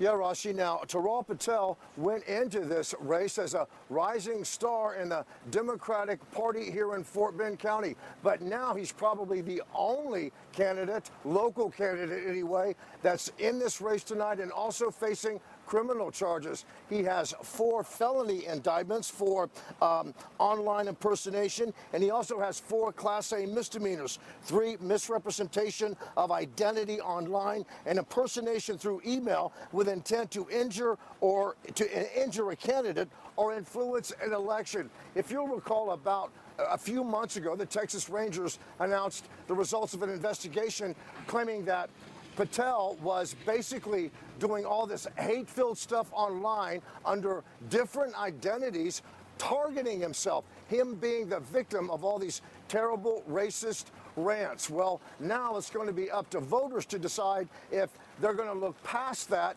and elect him instead of his Republican challenger, Andy Myers, who's been the Precinct 3 commissioner since 1997. Obviously, this is a race that everyone's going to be watching tonight because, again, it's going to be interesting to see if Patel can be a victor in this race. Reporting live from Fort Bend County, Randy Wallace, Fox 26 News. Definitely an interesting race there. Well, there's so much to break down on this busy election day. Political reporter Greg Rugen is here with Rice University's Mark Jones to look at some of the big races we're tracking.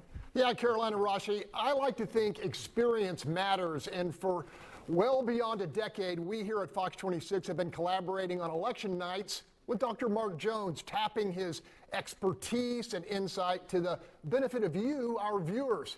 Mark, let's start with the big one. Look, it's a coin flip election. That's what many people are calling it. How do you see the race for president? Well, it's a coin flip, but that doesn't mean that we could have a race that we don't know the result for till the end of the week. It could be that tonight it shifts one way or the other. That is, it becomes a Harris victory without much doubt or a Trump victory without much doubt. Those are 2 scenarios. The other is that we'll be in for at least a 2 or 3 day wait. We'll know far more once Georgia, North Carolina, and Pennsylvania and Michigan start to come in about an hour, hour and a half. Mark, you had the Texas Senate race, Cruz +4. Have you seen anything in the early vote or today's turnout that would change that projection? No, we had Cruz up in the hobby school poll by 4%, and the early vote, if anything, has leaned slightly more Republican than Democratic. When you add that with lackluster Election Day turnout, we're looking at probably a Cruz victory, with the only real doubt whether it's in the low single digits, 2 or 3%, or a little higher, 4, 5, or 6. Well, one thing we will know is when the early vote comes in between about 7 and 9 p.m., that's going to be between 75 and 80% of all votes cast. Only about 20 or 25% on election day. So we'll know a lot in about an hour, or about 2.5 hours, 3 hours.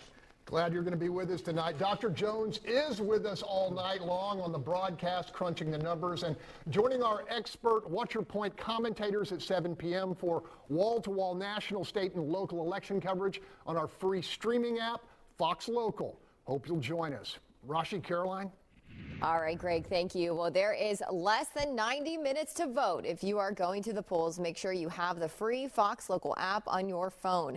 It has a list of voting sites along with a link to all the times. And again, you still have a little bit of time. You can also use Fox Local to follow results once they start coming in.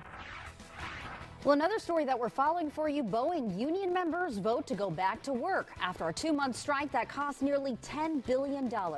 Coming up, the deal workers approved.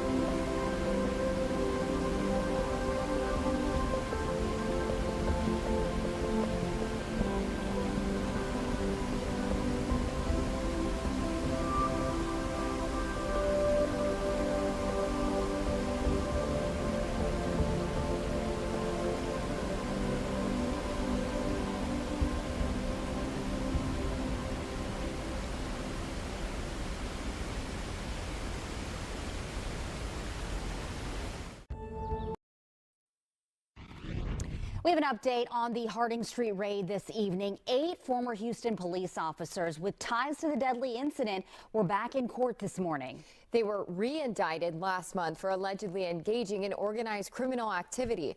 Last week, we learned the civil trial for the deadly botched raid has been pushed back to May 2025 due to those new indictments. It was previously scheduled to begin on the 12th of this month. Boeing union workers are headed back to the job. Now, they reached an agreement to end their strike after more than 7 weeks in negotiations. The deal locks in 38% raises over 4 years for the Seattle area workers and $12,000 signing bonuses.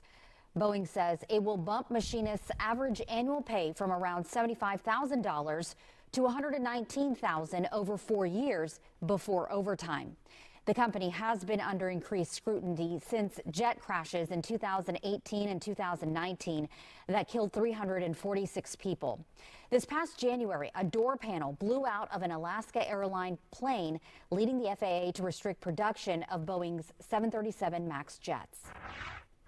Home Depot co-founder Bernie Marcus has died. Marcus and his fellow founders opened the first Home Depot in Atlanta in 1979. Since then, they grew a business that created more than 500,000 jobs worldwide. Marcus died late Monday at his home in Boca Raton, Florida. He was 95. Dollar Tree has announced that its CEO and chairman has stepped down. Rick Drelling says that he left his post Sunday for health reasons. Dollar Tree has since appointed a new CEO and chairman until it can find a permanent candidate. This all comes as the retailer faces financial uncertainty with shares down more than 50% this year. Harris County voters will have to decide whether to approve a historic multi-billion-dollar HISD bond. We'll take a closer look right after a break. Well, rain has moved out of the Houston area, but there are still a few battleground states dealing with some weather issues. I'll let you know where you can find those, and also we'll have a look at a tropical storm in the Caribbean coming up.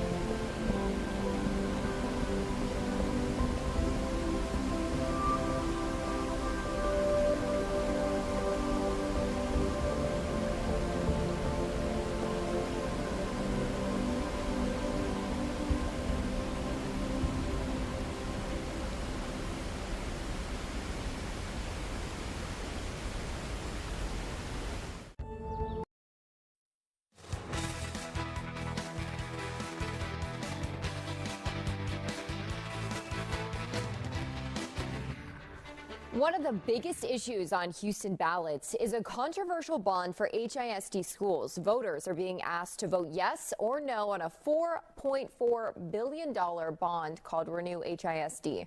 Fox 26's Jonathan Mejia is live in Southwest Houston to explain what the measure includes. Jonathan. Yeah, voters are being asked to decide whether to approve or deny a bond proposal that has been split into two propositions. Here's the breakdown. The bond would be the first in 12 years for HISD and the largest in the state of Texas.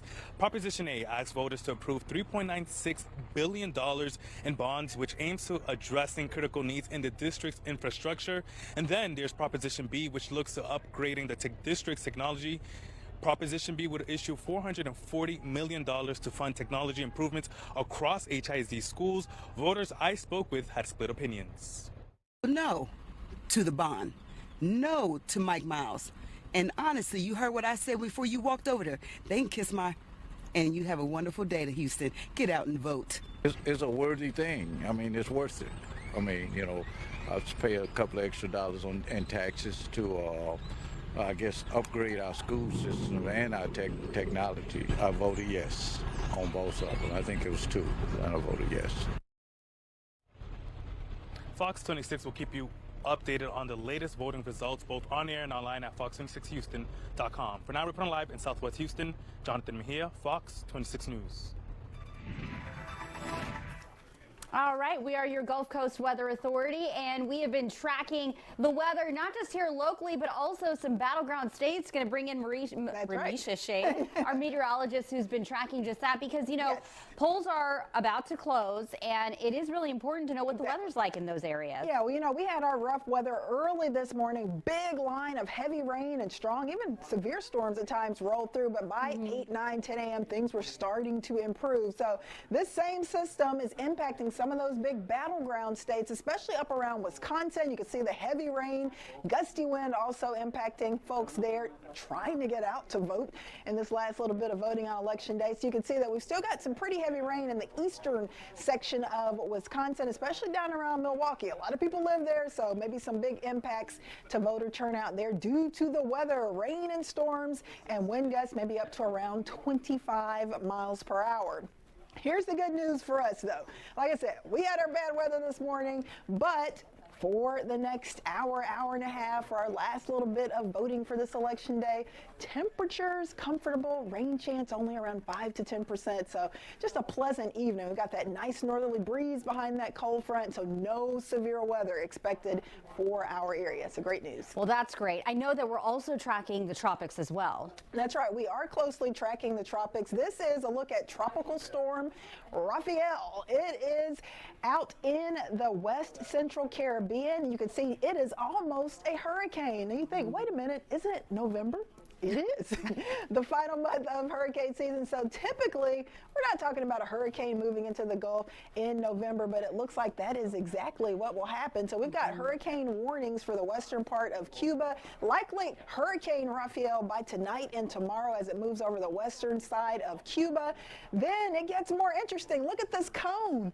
It's getting really close to Houston, so you might start to get a little nervous. Yes. Where's this thing going? But it does look like it is going to remain a Cat 1 hurricane as we go towards the weekend. But I think by Saturday and Sunday it weakens and kind of slows down as it pushes into the north central Gulf of Mexico, and it will make a turn. There's actually going to be a cold front coming through our area Friday into Saturday, and that's going to be our saving grace. So I think that's going to nudge it just to the east and keep it out of Houston. We don't want it to hit anywhere, but, you know, we don't want it here either. So can we already talk about the weekend? Because I'm ready for the weekend. Yeah, the weekend is going to be pretty nice. That front Friday will bring a 30-40% chance for showers, but looking pretty good. And I do believe it is Battle Red Day Sunday. Oh, right. The Texans back in action. Definitely have to do yeah, just a few showers possible Sunday, but overall looking good. All right. We'll be right back.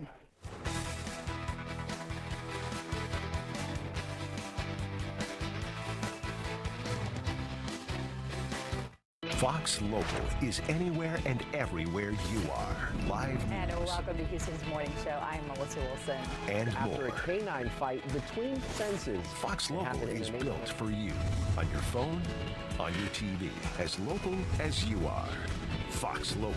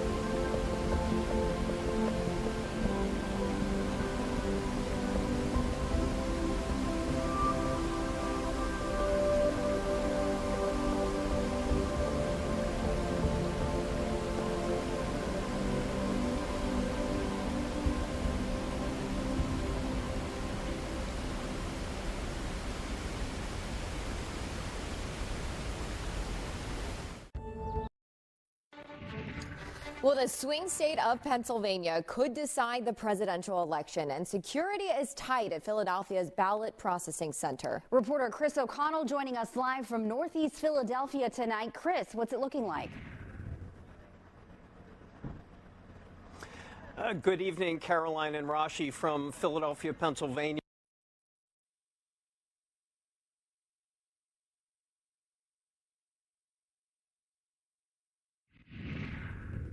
All right, well, we will get back to him if we can, because of course Philadelphia and Pennsylvania is such a key part of this election. Well, the North Carolina State Board of Elections will randomly select voting sites to have their ballots counted by hand. The totals will then be compared to the results of the voting machines. And the board's director says in an effort to be transparent, all of this will be open for the public to view. There are a few important things to remember about election night results. They are always unofficial in the days after the election. Bipartisan election officials in all 100 counties will ensure every eligible ballot is counted. They will audit and ultimately certify the results. This is called the canvass process, and it occurs after every election. North Carolina is helping voters affected by Hurricane Helene. It has put up tents as temporary polling locations for today. The state's Board of Elections made this decision after Hurricane Helene made regular polling locations unusable. Well, you decide 2024 election coverage continues on the news at 6. We are taking a live look from the polling centers where voters have now, well, we were going to give you a live look. Anchor Anthony Antoine will lead our coverage. That starts right now. All right, good evening, everyone. Thank you so much for joining me on this very important day. Happening at this hour, the final countdown in the 2024 general elections as polls close in less than an hour. Taking a look now at the numbers here in Harris County, the Elections Department says it has now recorded more than 153,000 in-person votes so far. I believe the most latest number is 200,000, so it's increased since we've even made this board here for you on your screen. We have team coverage all across the country and here in the Lone Star State with some of the biggest races and issues voters will decide on from the White House on down. But first, we start with Fox 26's Leslie Delasport live for us in Cypress at Pope Elementary. That's right. I am in Cypress, and we're in the final hours before polls close. But here in this community, I want to kind of give you a look actually behind me here. As you can see, there's not necessarily a line, but the atmosphere has kind of picked up a little bit since this morning, even though I know it doesn't look like it on your screen.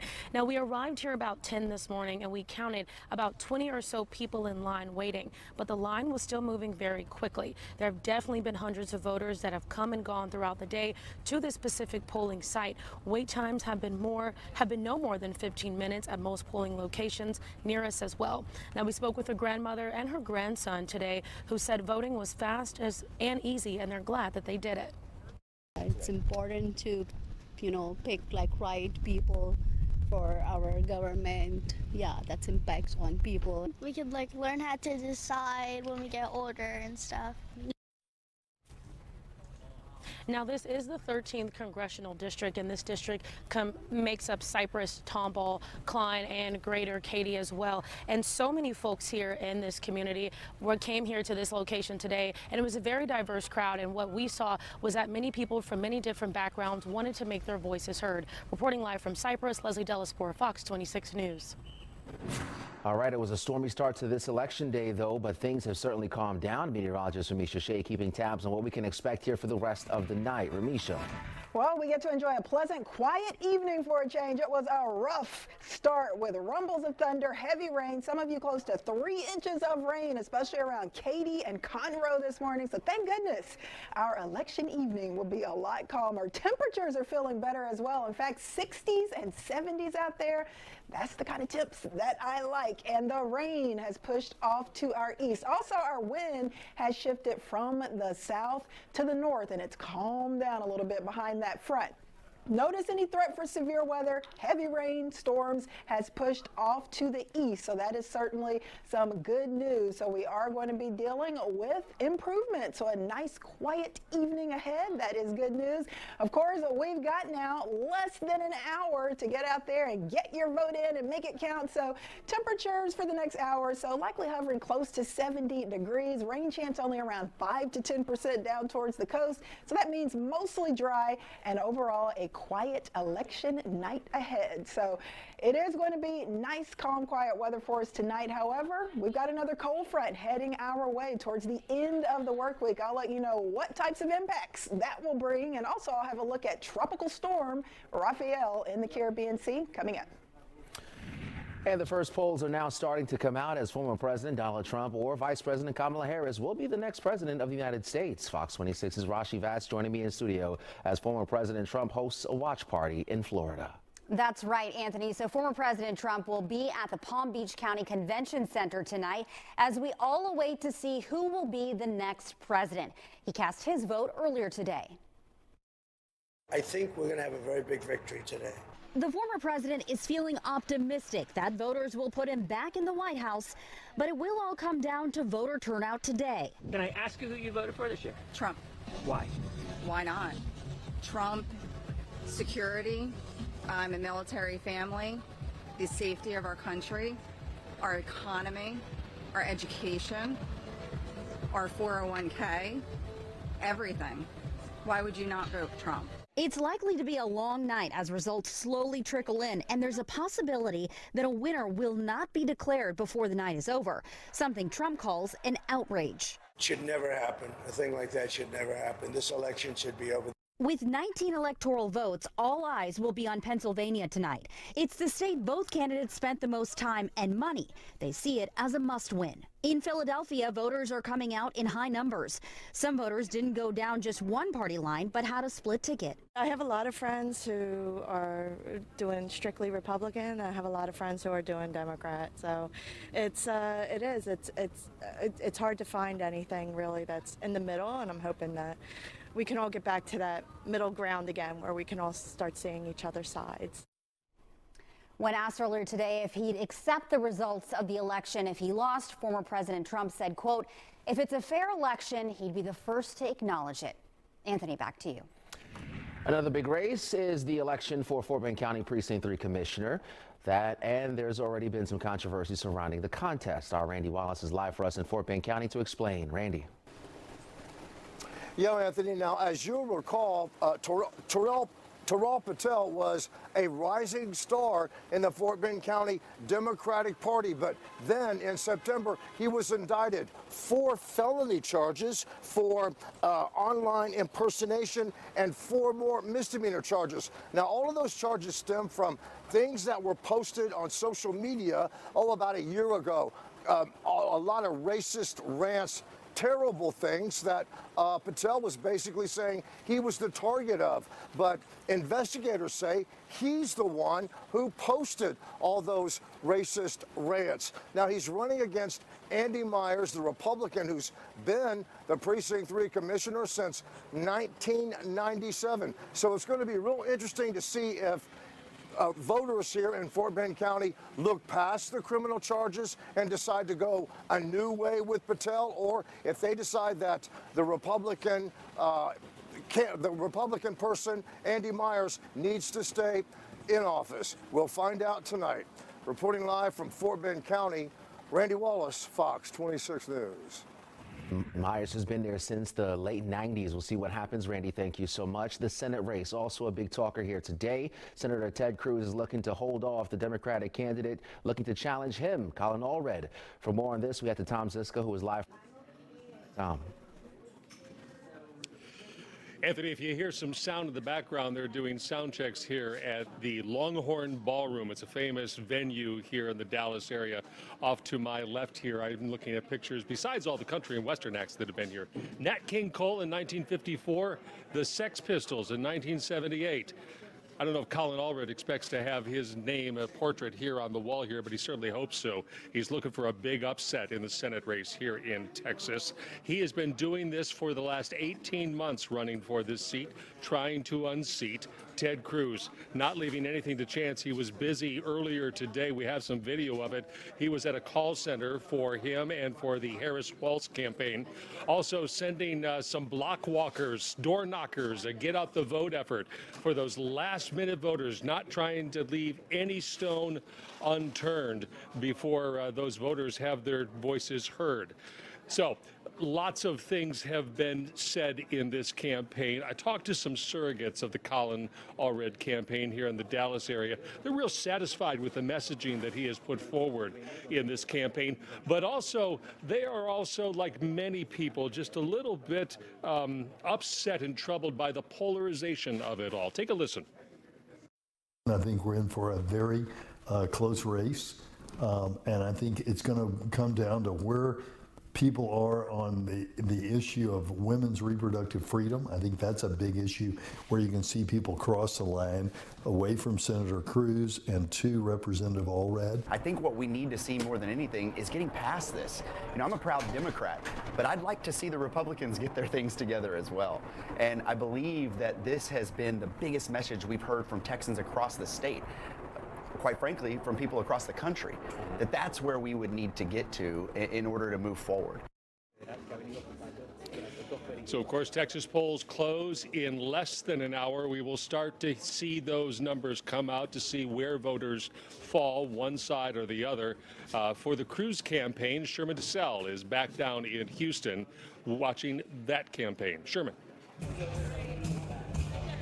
Yeah, good evening, Tom. Some of those same elements that you're seeing at that campaign watch party we're seeing here. We've just been let inside the campaign watch party for Senator Ted Cruz, incumbent in this race. There's still some sound check going on. There's at least 24 press members and their partners set up to the right of us. Everybody's just working on those logistics ahead of tonight, but already we're seeing our partners in Fox on screen calling races in different parts of the country.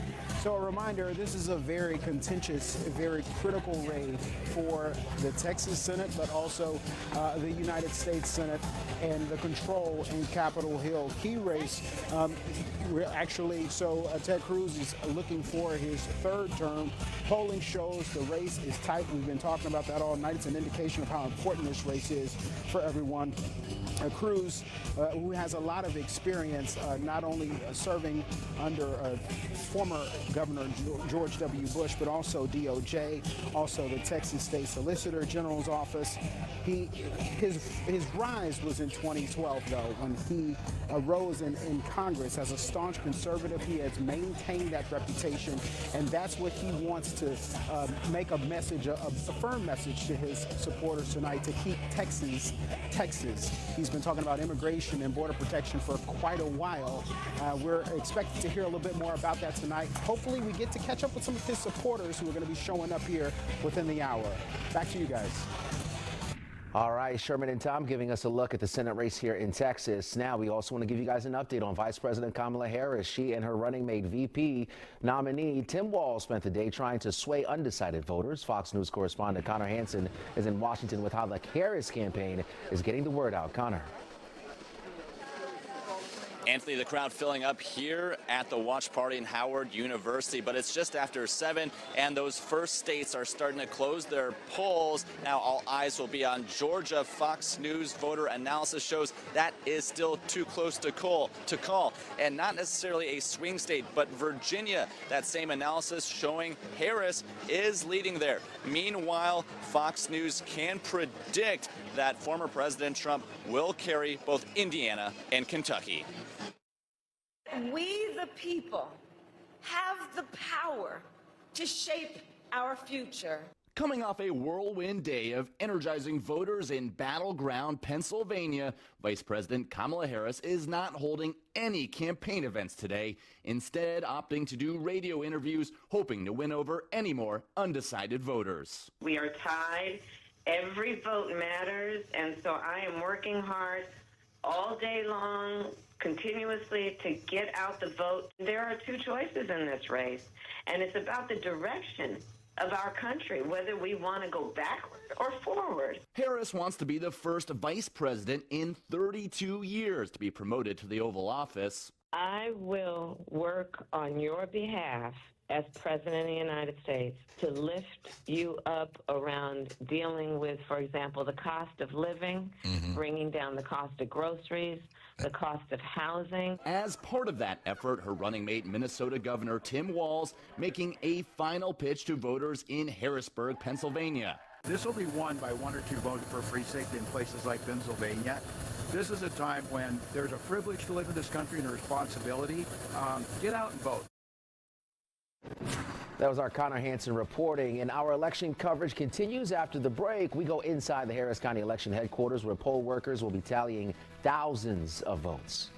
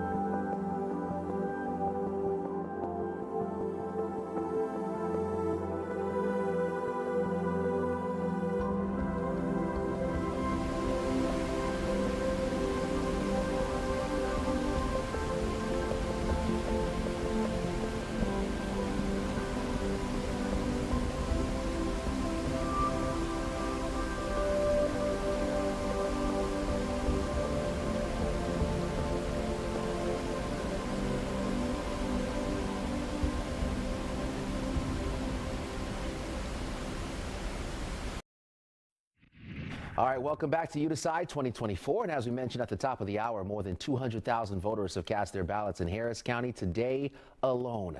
Fox 26's Abigail Dye is live for us inside the county election headquarters where those ballots will be counted. Abigail. It is a big task, Anthony. 200,000, that is a huge number of votes to come in one day. And we know that 1.2 million more voters voted early here in Harris County. Harris County, it's huge. We know that. It's the largest county in Texas, third largest county in the country. So the task that this headquarters has is very large. So all of those votes, all of those ballots, they'll be coming in here once those polls close in just about 45 minutes. And what you see behind me here, this is really the powerhouse, the headquarters. Everyone here is supporting those 12,000 poll workers out in the field. All of this administration support, they're answering phones, and soon we'll be counting those votes. So this is really the hub for where everything election in Harris County happens. They'll be having a press conference tonight to just let us know how the voting has gone, if there were any issues. But for now, it seems like it's been pretty smooth sailing.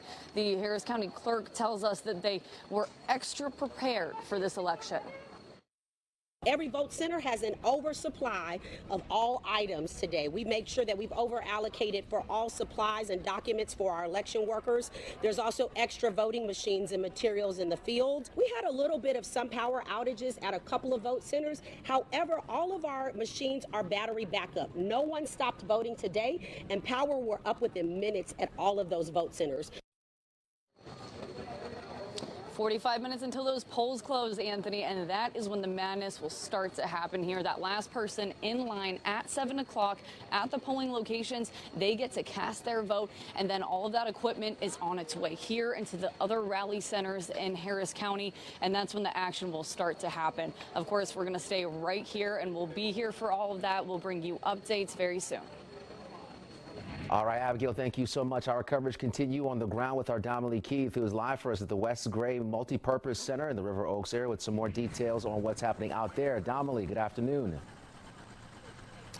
Hey there, Anthony. Yeah, lots of voters coming by to have their voices heard. There's been a steady stream of voters coming by to cast their ballots in one race that they are really keeping a close eye on is the one for the 18th Congressional District. And there are actually two categories on the ballot regarding the race for the 18th Congressional District. And that's because voters have to decide two things. One is who will continue out the unexpired term for the late Congresswoman Sheila Jackson Lee. And the second thing is who will hold the seat for the next 2 years. Now, the Congresswoman's daughter, Erica Lee Carter, is hoping to finish her mom's term until January. Two Republican candidates are running against her, Kevin Durrell and Maria Dunn. And former Houston Mayor Sylvester Turner is hoping to hold that seat beginning in January for the next 2 years. A Republican candidate is also running against him, Lana Santonzi.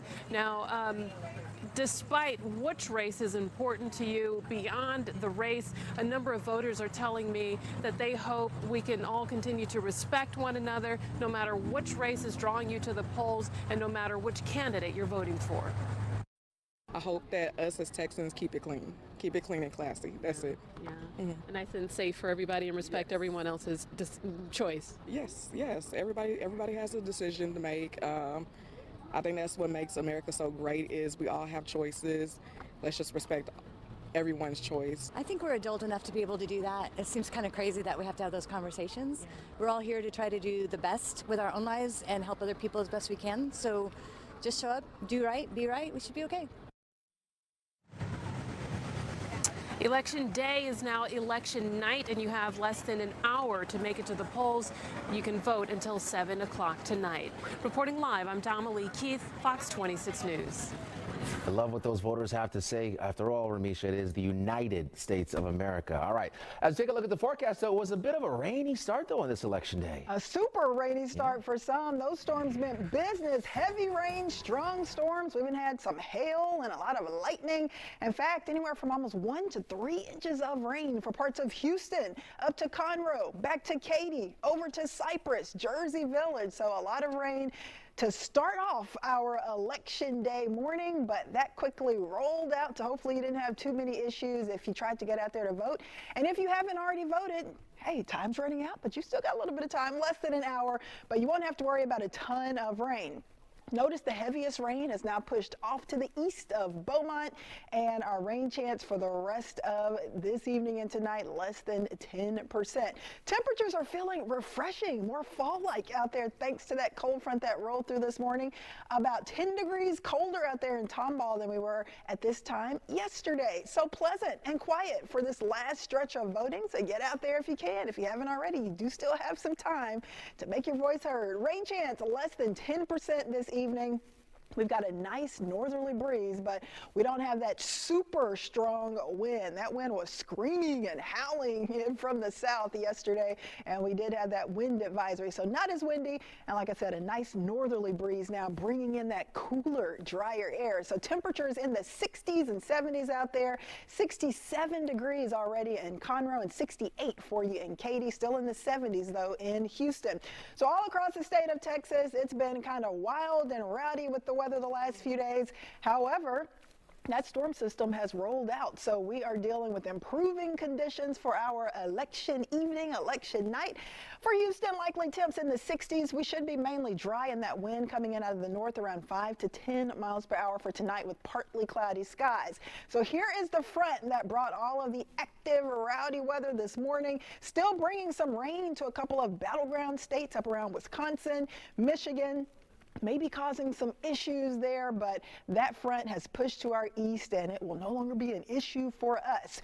We are still closely keeping a watch on what's happening in the West Central Caribbean. This is actually a tropical storm Raphael, forecast to become a hurricane tonight into tomorrow and likely roll right over Cuba tomorrow and into the Gulf of Mexico by Thursday and Friday, and by Saturday. Models have this getting close to the north central Gulf Coast, and you may be thinking, will this just swing our way here in Houston? Well, it could have, but look at this. Friday, 7 p.m., Futurecast showing our next cold front rolling in right on time. And you know what it's going to do? It's going to kick Raphael on off to the east, and it will not be heading towards Houston. So that is certainly some good news. So with that front, Friday into Saturday, rain chances back up to 40%, but we won't have to worry about a tropical system heading our way, and temperatures stay cooler for tomorrow, but heating up for Thursday, Friday, and a little above the norm for November as we go into early next week. You better kick Raphael out of here. All right, Ravisa, thank you. Hey, our election coverage rolls on. After the break, we go back to the polling center where some big bonds are on the ballot.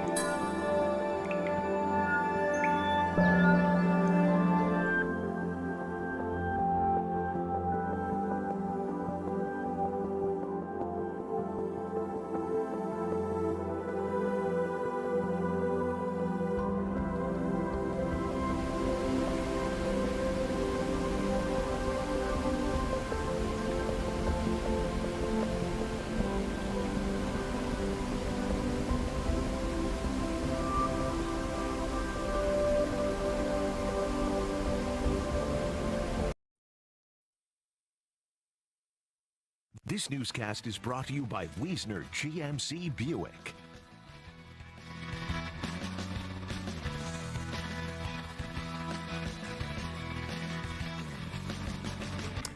All right, voters in Houston will decide on this highly debated $4.4 billion bond proposal within HISD. Fox 26's Jonathan Mejia live for us tonight from the West Gray Multi-Service Center with those details. Jonathan. That's right, Anthony. That bond proposal, the largest in the state's history, and it's the first time in 12 years that HISD is asking for that bond proposal, and it is split into two propositions. So I'm here to break it down for you.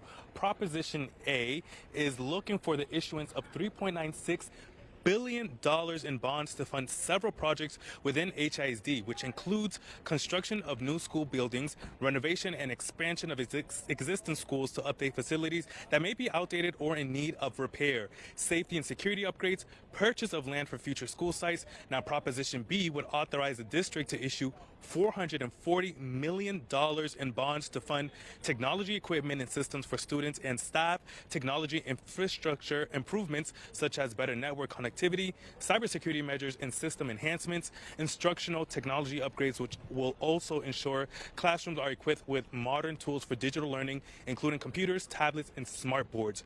Voters I spoke with today are split in their decision. I mean, as long as it's benefiting the kids. I've got two littles in school in HISD. I grew up in HISD, so anything to make it better. The main thing is trust, and that's what everybody was saying. Of course we want to get behind our schools. Of course we want to get behind our teachers. Of course we want our students to do good. But do you know how many bonds and corruption that we have not fixed in this city yet? And part of it is schools. Now there's a little over 30 minutes left before polls close, so there's still time to get out there and vote on these such important topics for the city of Houston. Now we'll also be updating you on the latest polls and what comes out of that, both on air, online at fox26houston.com. For now, reporting live in Southwest Houston, Jonathan Mejia, Fox 26 News. All right, still to come here on Fox 26. We have more coverage on this election day. Stay with me.